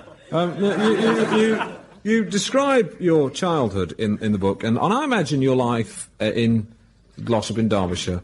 I imagine a life of cobbly streets, of inclement weather, a wholesome existence. Is that fair? When I was 5, I walked into the parlour and I witnessed my father shooting my mother. He then placed the shotgun into his own mouth and blew his brains out. So it wasn't an idyllic childhood? On the contrary, I was spared the ridiculous hypocrisy of family life. The only friend a man needs is the bottle. Right. No doubt, then, if you're so fond of the bottle, you'll be quite pleased that we left a bottle of 10-year-old malt in your dressing room. Yes, it's all gone. Do you enjoy it? Piss. Let's see why David Frost started crying. He's an arse. No. Well, I won't ask what I am. You're an arse. So, after childhood, what happened then? Adolescence. And what was that like? Like childhood, but with more pubic hair. Please. I got you there. Yeah. Certainly did. Oh. Now, you are. Please. Now, Lord Morgan, please. People are listening. Now, in Oxford, in the 1930s, you went up to Oxford to study the classics, and it was there you met W.H. Auden, Puff. Stephen Spencer, Cecil Day Lewis. Big puff. Now, you didn't like them, did you? Nancy boy, communist puffed perks. Little puffy poets pouncing around. Okay. So you didn't like them? You arse. Well, don't say that again, please. Please. If you don't want me to say it again, I won't say it again. I give you my word. Are you a man of your word? Nope. Right. You've been very outspoken. You're in favour of hanging. Only for criminals. What a man chooses to do in the privacy of his own attic is his business alone. Right, but what about the feminist argument that pornography degrades women? But is it not the case that sex degrades women? If it's any good. Yes.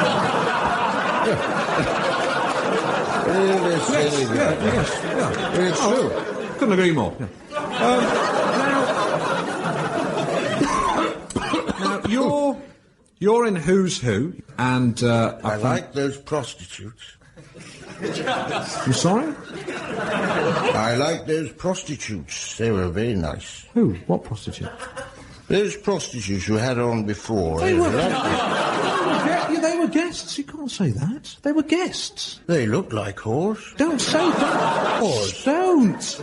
Well, they did. Look. I know they look like whores. You can't say that. Now, I would love to be in Who's Who, and what I've got here is my entry for Who's Who as follows. Alan Gordon Partridge, born April the 2nd, 1955, Norwich. Journalist, commentator, broadcaster and interviewer for Anglia TV's Sport Report, On the Hour, BBC Radio 4, host of Own Chat Show, Knowing Me, Knowing You, Radio 4 and others. Is that the sort of thing that would be an acceptable form of words with which to grace the hallowed turf of Who's Who's pages? No? I see that your own entry, you list your hobbies, food, whiskey, and your attic. I mean, do you eat often?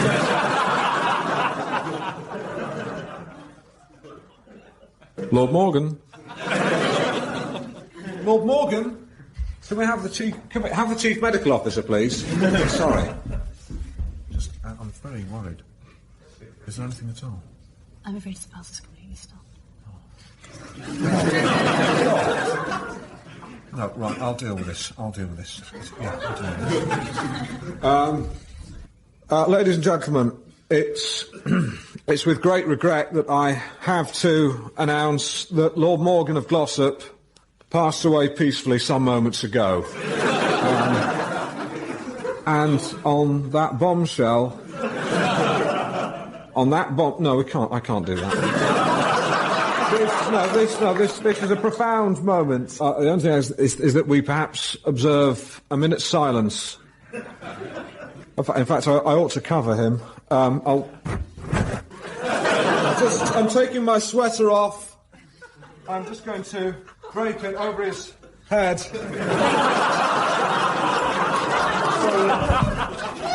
I've draped my sweater over his head to preserve some dignity. As Lord Morgan sits immovable beneath the hastily improvised Pringle shroud. It seems somehow appropriate to say, this is knowing me, Alan Partridge, knowing you, Lord Morgan, rest in peace. Aha. Please, one minute silence, starting now. Please, stop whatever you're doing. If you're in the car, pull over. If you're on the motorway, please pull in at the next service station and observe a minute's silence in your own time.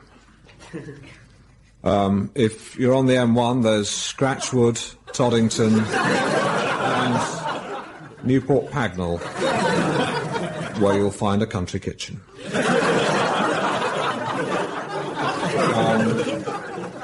If you're on the M6, you've got Knutsford, Sandbach and Hilton Park. So, a minute's silence. I'll have to speak periodically to show we're still broadcasting. This is Radio 4.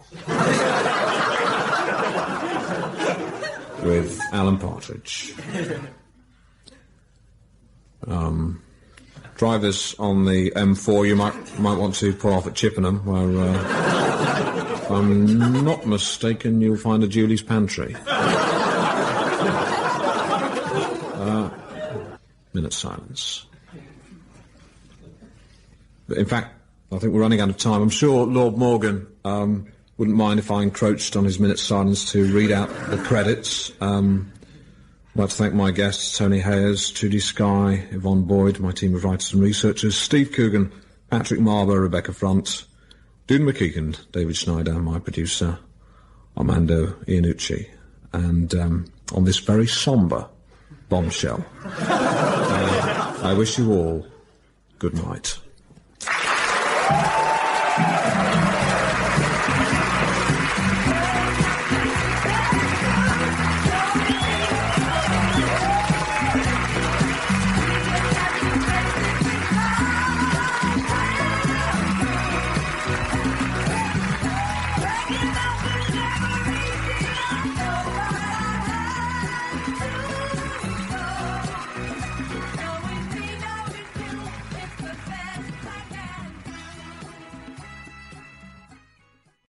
That was Knowing Me, Knowing You. Steve Coogan as host, Alan Partridge right here on Airchecks. Well, that's it for this week, but next week, we will have more radio shows. Airchecks is a 3-hour podcast uploaded every Friday and broadcasted on the K-Tai radio network every Sunday. See you at the same time and same channel.